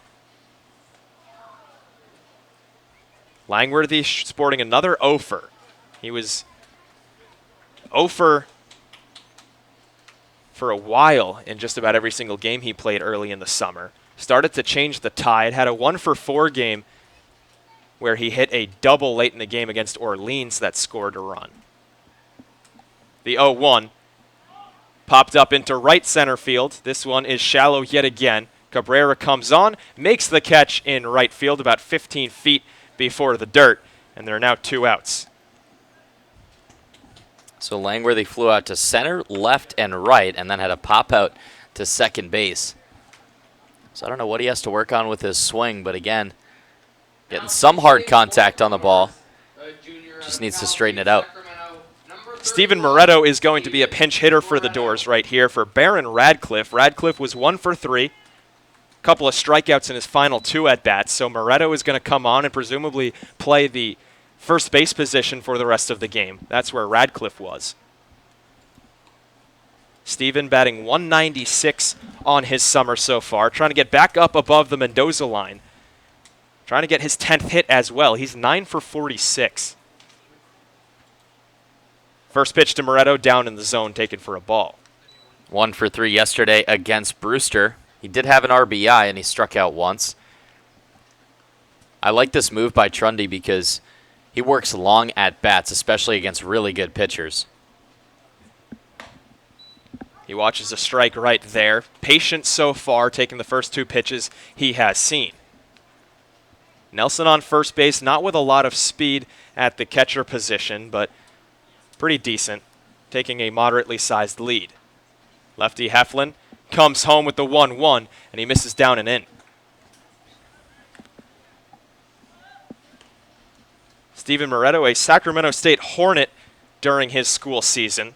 They had a pretty long year. They went to a regional, won the WAC conference, but were bounced in the first couple days of the regional. There's a beautiful backdoor breaking ball, mid-70s on the radar gun, and it paints the outside corner.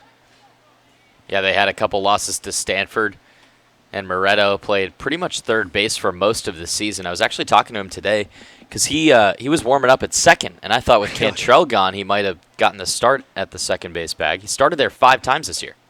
2-2 misses outside. He seems to be a jack of all trades on the infield. He's a master at third base, though. Yep. That's where we've seen him the most. That's where we've seen him the most. That's where he's played the most at Sacramento State. He said before that he was mainly shortstop. Can play just about every infield position. Lately, he's been at first base. Here's the payoff pitch.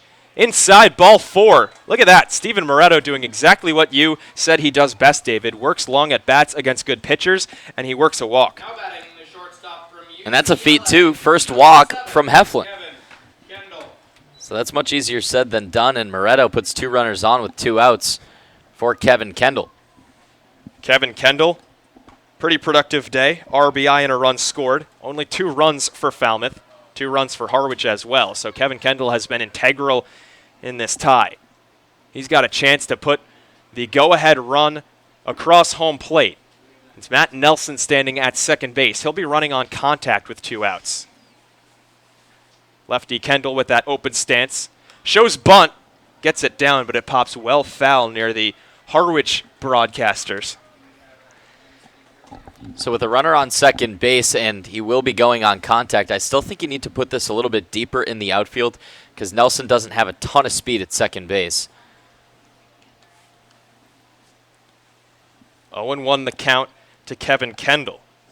Still looking for his first hit despite getting some runs across for Falmouth. Watches that pitch hit the outside corner, and it's quickly 0-2. Kendall didn't like that call, as bringing it right in on the outside part of the plate was Pat Winkle.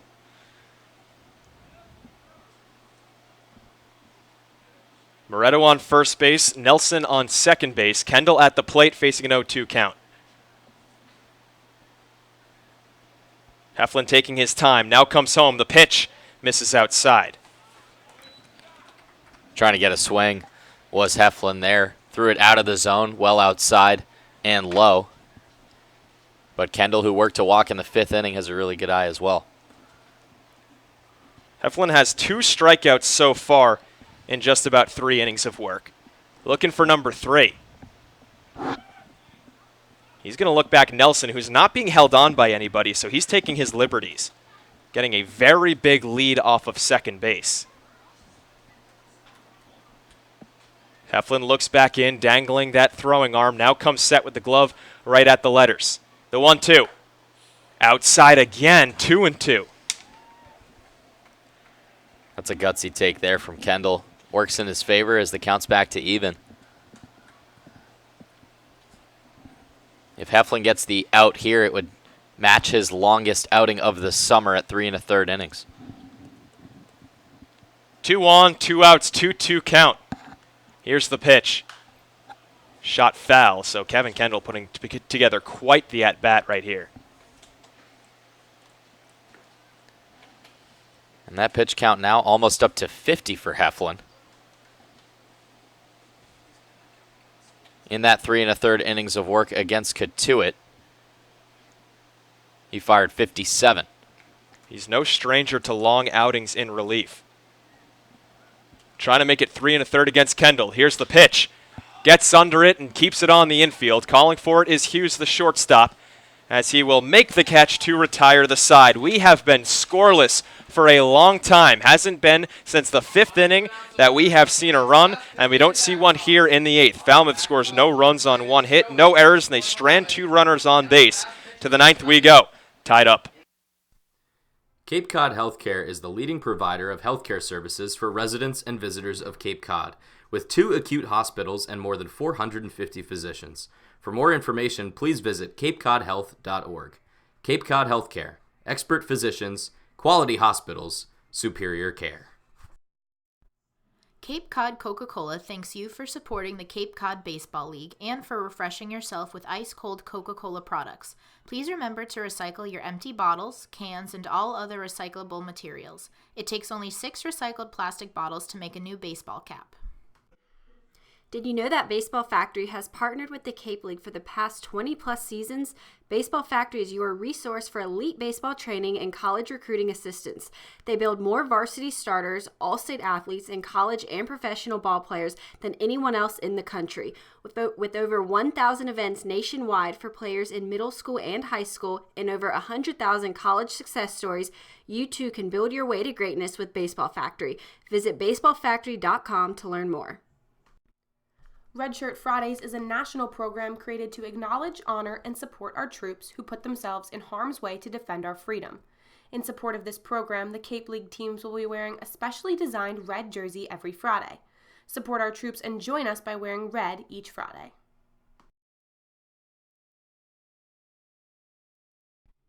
Urgent care is now available at 4 Cape Cod Healthcare locations: Hyannis, Falmouth, Sandwich, and Harwich. Open after hours and weekends. Staffed by ER physicians. Expert care when you need it. Learn more at capecodhealth.org/urgentcare.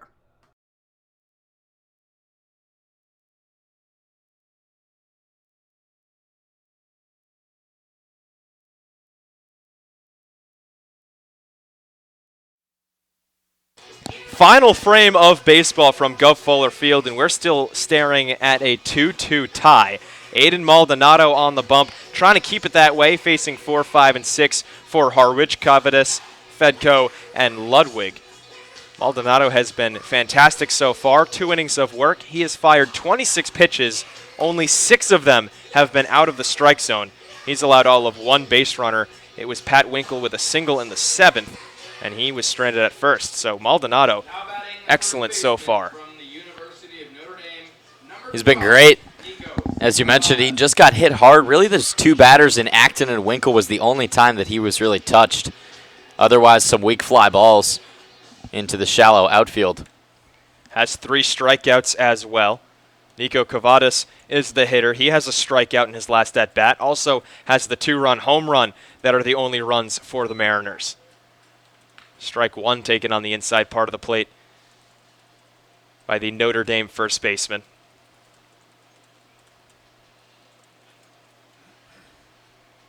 Maldonado from the stretch, despite no runners being on base. Misses downstairs with that pitch.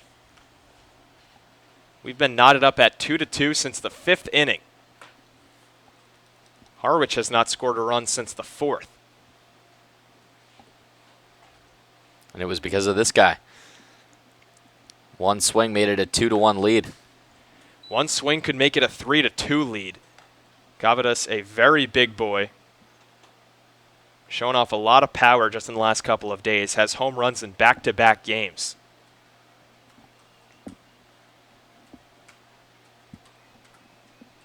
Maldonado taking his time, looking in towards Nelson. Cavadas swinging the bat a couple of times in front of his knees. Now brings it back above his left ear. Here's the 1-2. Line drive right at the second baseman, Cruz. He barely has to move a muscle, and he makes the grab. So 1 for 4 and a 2-run home run for Cavadas. Not the same as the 3 for 3 day yesterday when he had everything except a single and almost hit for the cycle. But still a good day at the plate, especially in a pitcher's duel. He has been the difference to keep Harwich in this game. Christian Fedco will come up to the plate for his 3rd time. He's 0 for 2 with 2 strikeouts. Came in to replace Tyler Keenan, who also struck out. So this 5-hole, 0 for 3, all of them Ks. And right away, Maldonado trying to keep it that way, gets ahead 0-1.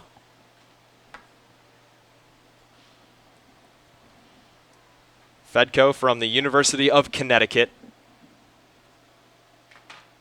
He played on the Cape last year. Or did his brother Kyler? His brother Kyler playing for Bourne right now. So 1 Fedco is on Harwich, 1 Fedco is on Bourne. And one of them played on the Cape last year, I believe.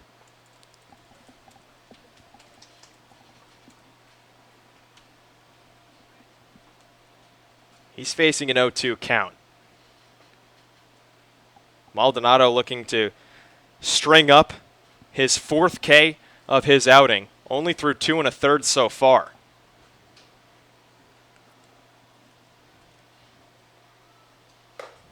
Misses just a little bit high. Check swing, no dice. So Jim Fonseca back at that first base bag. We saw him move over to the grass behind the mound because of the exit of the first base umpire, Dan Henry. He makes the call on that check swing. Yeah, no umpires on the left side of the infield. It's pretty tough when the guys you're umpiring are pretty much a year away from being professionals. The 1-2. Just off the outside part of the plate. Went off speed with it, but he did miss. Nelson with a great frame to make it close.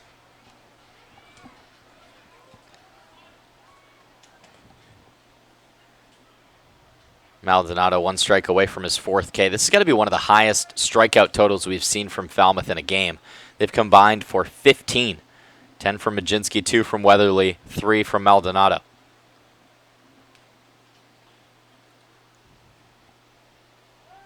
Taken a long, long time to deliver the 2-2. Maldonado has been really, really patient on the mound this entire outing.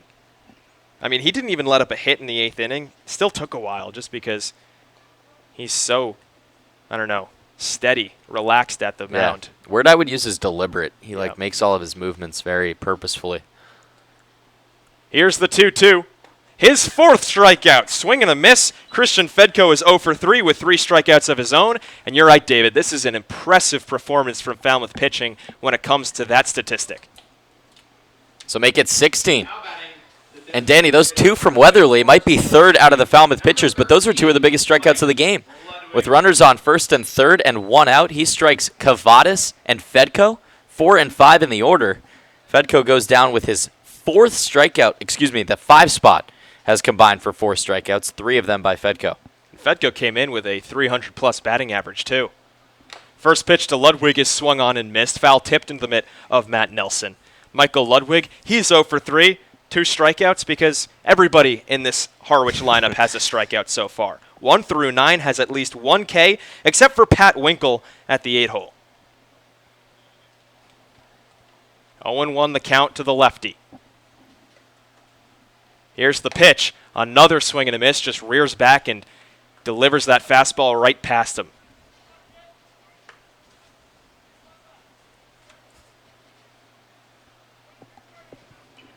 Nobody warming in the Falmouth pen because they don't need it. A couple guys warming in the Harwich pen just in case Heflin doesn't have the stuff for next inning, but got to assume that he starts the 9th. 0-2, 2 outs.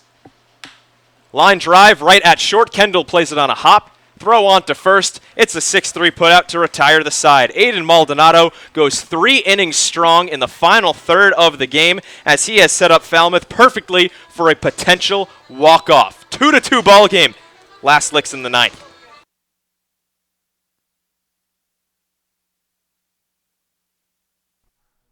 The Falmouth Commodores would like to thank Franklin Sports for their sponsorship of the Cape Cod Baseball League. Franklin is yet again proud to be the official batting glove of the Cape Cod Baseball League. Throughout the summer, all 10 Cape League teams are wearing their own custom team batting gloves, courtesy of Franklin Sports. To order your favorite team's design or to create your own, visit franklinsports.com/custom. Enter code CCBL20 for 20% off your purchase. From Cape Cod to the major leagues, only the best hitters in baseball wear Franklin gloves. Cape Cod Coca-Cola thanks you for supporting the Cape Cod Baseball League and for refreshing yourself with ice-cold Coca-Cola products. Please remember to recycle your empty bottles, cans, and all other recyclable materials. It takes only 6 recycled plastic bottles to make a new baseball cap.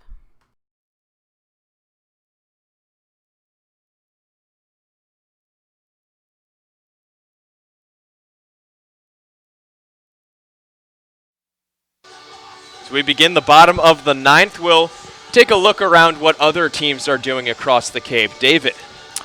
So Yarmouth, Dennis, and Orleans, first game of the day out at Red Wilson Field. YD has been hot, and Orleans, after that really strong late June push, has been ice cold. They lose 5-2 to the Red Sox. Obviously a 2-2 game here, Bourne is losing to Katuitt in the top of the 8th inning. It's 7-2 Kettleers. Wareham on top of Hyannis. Hyannis swept the doubleheader yesterday against Bourne to move them a little bit closer to 4th place, but they trail the Gatemen 8-5 at Spillane. Chatham down 3-0 at home to 4th place in the East, Brewster. First pitch comes in low to Tim Tawa, the leadoff man for the Falmouth Commodores. So it'll be the top of the order to try to win in walk-off fashion for the second time in 4 games. Swing and a miss from Tawa, 1-1 on a pitch that was well below the knees. Danny, Falmouth right now in terms of points, 3rd in the West Division, but first in terms of winning percentage, as they have played 3 less games than Katuitt and 3 less than Wareham.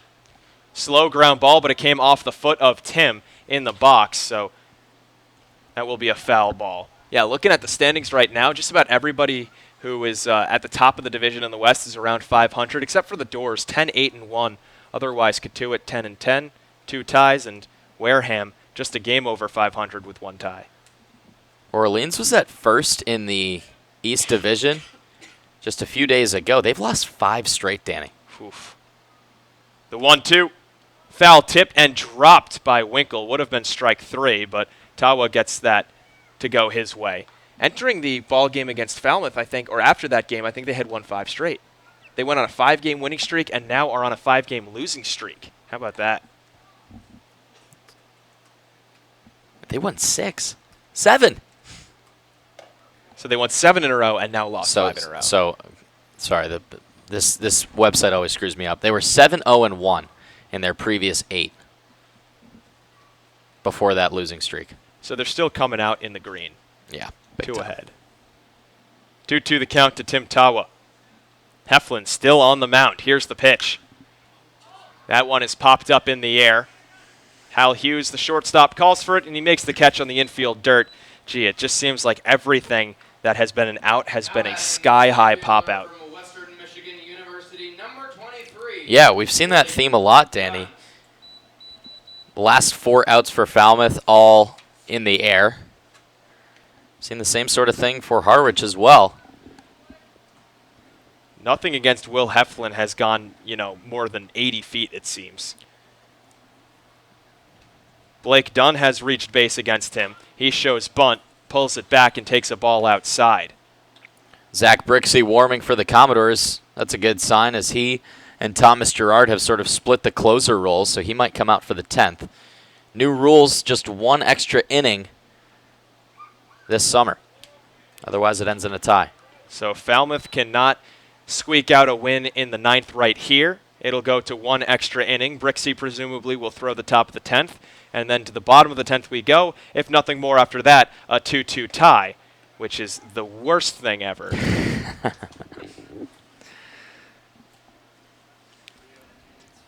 Heflin has now had by far his longest outing of the summer. 65 pitches now. That's about what a starter throws. Yeah, that's a lot. Here's the 2-1. It is pushed out into center field. Noisy is there. And another routine pop-out. Now batting the right fielder from Texas A&M, number 9. Both dugouts relatively quiet right now. I think some players are a little locked in. It's also been a little dry, at least from a hitter's perspective. It's tough for the offensive players in the dugout to really get into it when there's nothing really to cheer for. It has been all pitching. Falmouth did get a runner in scoring position in the 8th. Matt Nelson was on second, but he stayed there. Chopper over to first base, and that will do it for the 9th inning. A 1-2-3 inning worked by Will Heflin. He continues to be one of the most dominant pitchers on the Cape, as he has now worked 4 innings of scoreless baseball in relief for Harwich. To the 10th inning we go. Free baseball. Freer baseball in Falmouth. The Colossal Lobster Rolls are back at the 99 restaurants. Visit today in Centerville, Falmouth, Mashpee, Wareham, or Yarmouth for the best value for lobster rolls on the Cape. The 99, proud sponsor of the Cape Cod Baseball League. Cape Cod Coca-Cola thanks you for supporting the Cape Cod Baseball League and for refreshing yourself with ice-cold Coca-Cola products.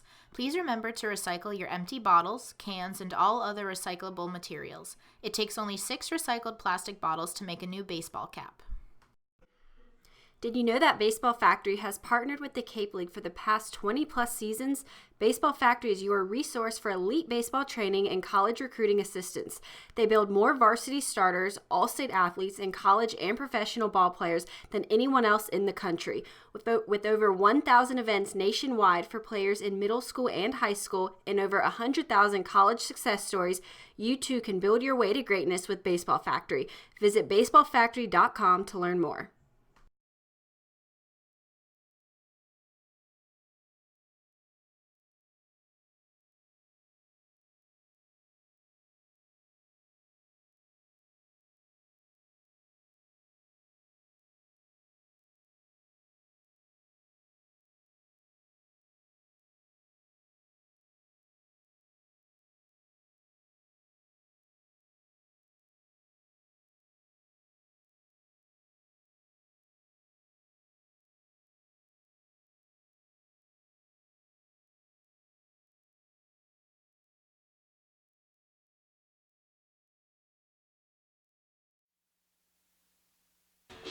To the top of the 10th we go, and the wild thing that is Zach Brixey is going to be the pitcher for Falmouth. We have now seen 4 Commodores pitchers, started off by Carmen Majinski, followed up by Sam Weatherly for an inning. Aiden Maldonado threw 3, and now Brixey gets the call for just 1 as they look to keep this thing tied going into the final half frame, the 10th.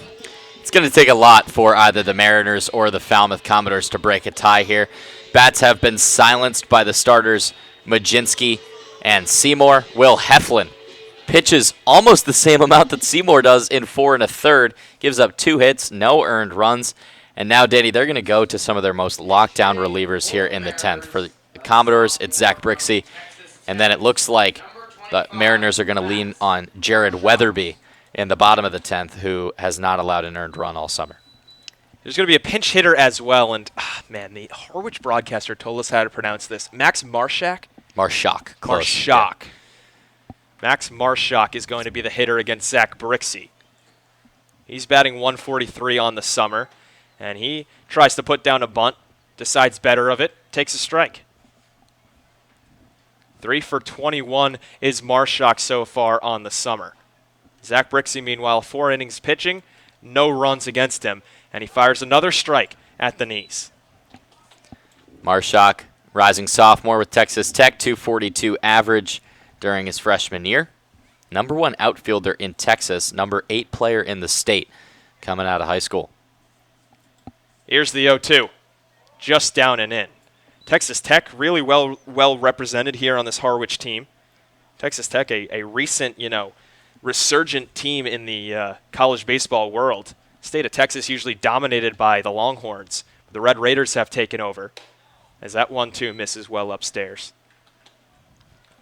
Yeah, their athletic program as a whole has had a big come up. For sure. Football hasn't been as good the past few years, but obviously basketball making the national championship game this year, no one saw that coming. They won the Big 12 too. Texas Tech, back-to-back Omaha appearances as well, but they haven't done much there. As a late swing by Marshak just is able to fight off a very fast fastball. I'm maybe more impressed that Marshak was able to even make contact given how late he swung. We know Brixey can average in the upper 90s. We know he can hit 100 as well, but it would be hard to believe that he hits that consistently. Here's the 2-2.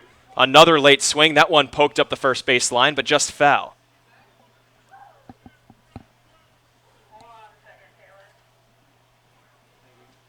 So 2-2, the count remains to Marshak, who was making Brixey work. Pat Winkle stands on deck. He's the lone hitter in this Harwich lineup who has not struck out this ball game. That fastball from Brixey, 93 miles an hour. We saw Majinski hover around 93. Here's the 2-2. Another fastball goes down, and Marshak can't get it. He strikes out, and that's the first out of the 10th. Now batting the catcher from the University of Connecticut, number 5. Pat Winkle now will step up to the plate. He had a single his last time up. That is the lone hit in the second half of the ball game for Harwich. They have 3 hits. 2 of them came in the 4th. 1 of them came in the 7th off this man's bat. He takes a fastball on the inside corner, strike number 1. It has been all pitching in this ball game. Zach Brixey trying to keep it that way. Here's the 0-1, and it misses up and away.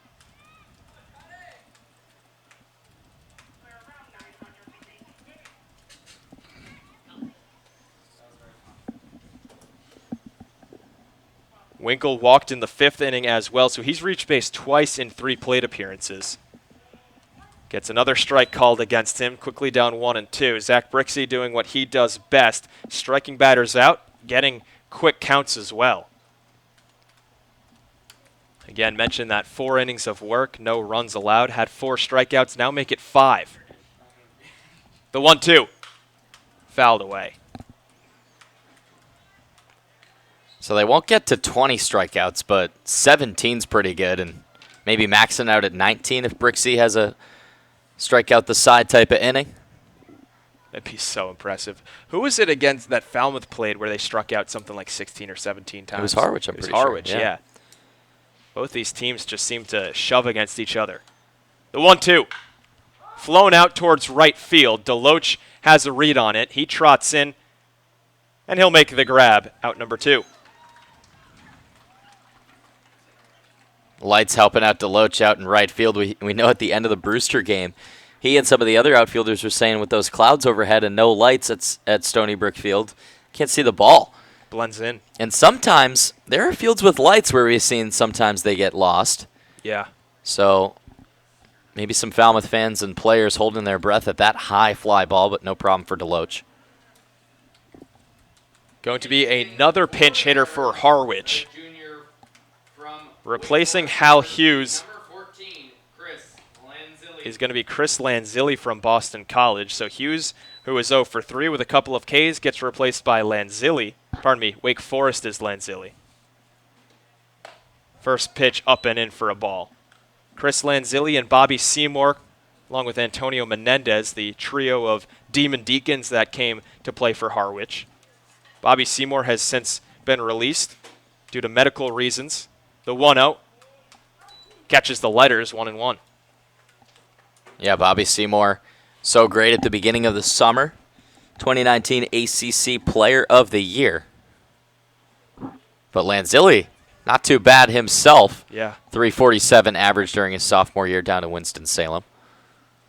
1-1 is cut on and missed. 1-2 after that off speed had him totally fooled. Yeah, that was a dirty changeup, it looked like, that just died. Chris Lanzilli batting 136 on his summer so far. So his success in his sophomore year has not translated to the Cape. Here's Brixey's 1-2. Ground ball towards Cruz. He makes the play on a run. Diving after a fall is Lanzilli. Could only make it halfway up the first baseline and get some laughs from the Falmouth dugout. 1-2-3 go the Mariners in the 10th inning. The final chance to score some runs, lest we get a tie, coming your way.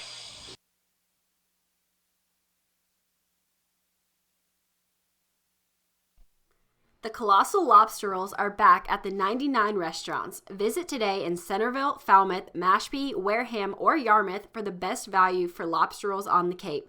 The 99, proud sponsor of the Cape Cod Baseball League.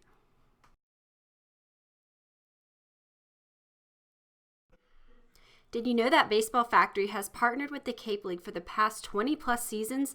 Baseball Factory is your resource for elite baseball training and college recruiting assistance.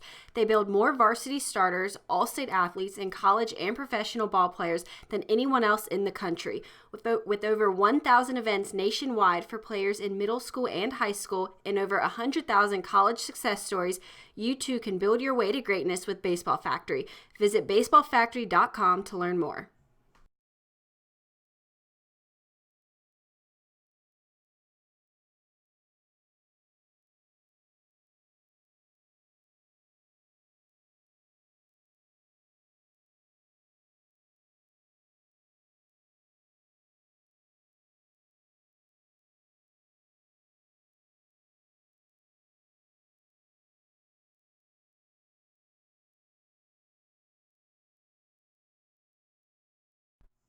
Cape Cod Coca-Cola thanks you for supporting the Cape Cod Baseball League and for refreshing yourself with ice-cold Coca-Cola products.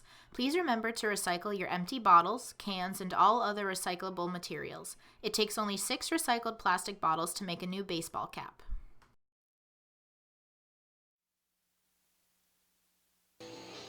Final frame of baseball here in Falmouth, whether runs are scored or not, as we are in the bottom of the 10th inning, the lone extra inning frame. And there are a whole host of defensive changes for the Harwich Mariners. First, we'll start off with the new pitcher, Jared Weatherby from Elon University.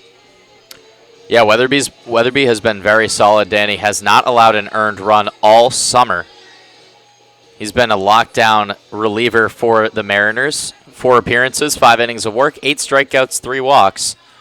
But his last time out against Brewster was a little shaky. He did get the save over 2 innings. It was an extended save, and he walked 2, struck out 3. So he'll have to face Trey Cruz, who's batting from the right side again. Cruz, Smith, Nelson are due up for Falmouth, who have not squeaked out a run since half a game ago in the 5th inning. Trey is 0 for 4, so he has been red hot as of late. Came in today batting 10 for his last 21. Had a 5-game hit streak snapped yesterday, as now he loops that one into foul territory. All right, so I'm going to go through the defensive changes that I know. We got Lanzilli from Wake Forest at first. That bumps Nico Cavadas from Notre Dame over towards third. Dylan Noisy comes in from center to short. 0-1 is grounded back up the middle. Looks like a broken bat, and it's slow roller over towards second. Throw onto first in time. 1 up, 1 down. Fedko stays at second base. He just made that play. Now batting, the designated hitter from Grayson County. Taylor Smith now comes up to the plate. It's 3 righties against the lefty Weatherby, so Harwich and Steve Englert deciding not to pitch to the matchups, but didn't do that with Heflin either against this righty-heavy lineup, and it worked out as well. Will Heflin out of the game after 4 innings of work, and he was spectacular. First pitch to Taylor Smith, taken down and away. And then Max Marshak, out in center field. So a ton of defensive changes for Harwich as they just try to lock down a tie right here. Here's the 1-0. Upstairs, ball 2. So only 3 walks on the summer for Weatherby, but 2 of them came his last time out. Still with that 0 ERA on the summer. Here's the 2-0. Swung on and missed by Smith, 2-1. Yeah, that was a home run hack from a home run hitter in Taylor Smith.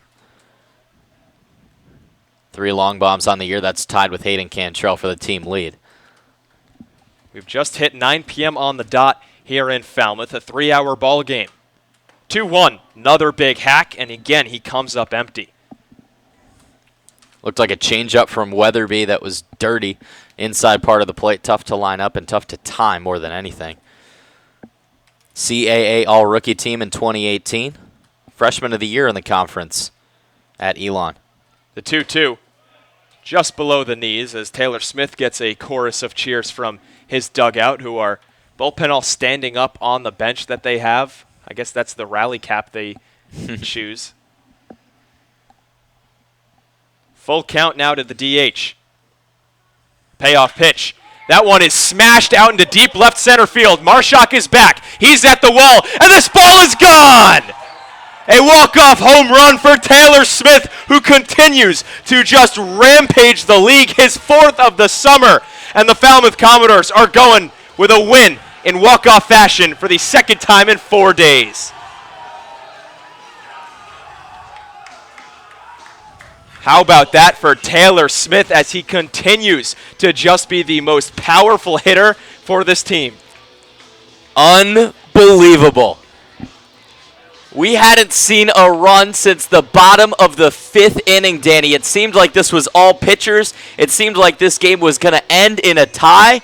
Taylor Smith has other ideas. He takes some big hacks at the plate, connects with one, and that was the closest to dead center that we've seen Unbelievable. Now 4 home runs for Smith. 5 hits, 4 home runs, 1 double, 2 walk-offs for the Doors. They are red hot. They can't lose. He finishes 1 for 4. That one coming in the very last at-bat of the ball game, a solo home run to, like you said, the deepest part of the ballpark, left center field. Taylor Smith, the hero of today's ball game, as the Doors officially split the season series with the Harwich Mariners, coming out on top 3-2. Pitching was the storyline, innings 1 through 9.5, really. Yeah. Finally, Smith breaks it up, but we saw some spectacular pitching. I mean, this was one of the best games we've seen this year. No errors for either side. It was a clean game. The pitchers were outstanding. And Brixey comes in, Weatherby comes in, and it seemed like everyone in this park, maybe except for some guys in the Falmouth dugout, thought this game's going to end in a tie. That's just how it felt. No one had gotten a hit in innings, and then Smith comes up, just needed 1 swing. All he needed was 1 swing against Jared Weatherby, who only faces 2 batters but gets tagged with the loss. Getting the win, Zach Brixey. Now 4 appearances for Brixey, 3 of them saves, 1 of them is a win, as Falmouth scores 3 runs on 6 hits, no errors. Harwich 2 runs on 3 hits, no errors. Again, less than 10 hits in total on this ball game, but Falmouth still comes out on top as they are surging up the Western Division standings, now winners of 6 of their last 7, and as I mentioned, 2 walk-offs in the last 4 games played. That'll do it here in Falmouth. The Commodores walk-off winners yet again on the weekend. For my broadcast partner David Korznowski, for our sideline reporter Katie Florio, for our great producer Tony Bianco, I'm Danny LaRose saying so long from Falmouth, and we'll see you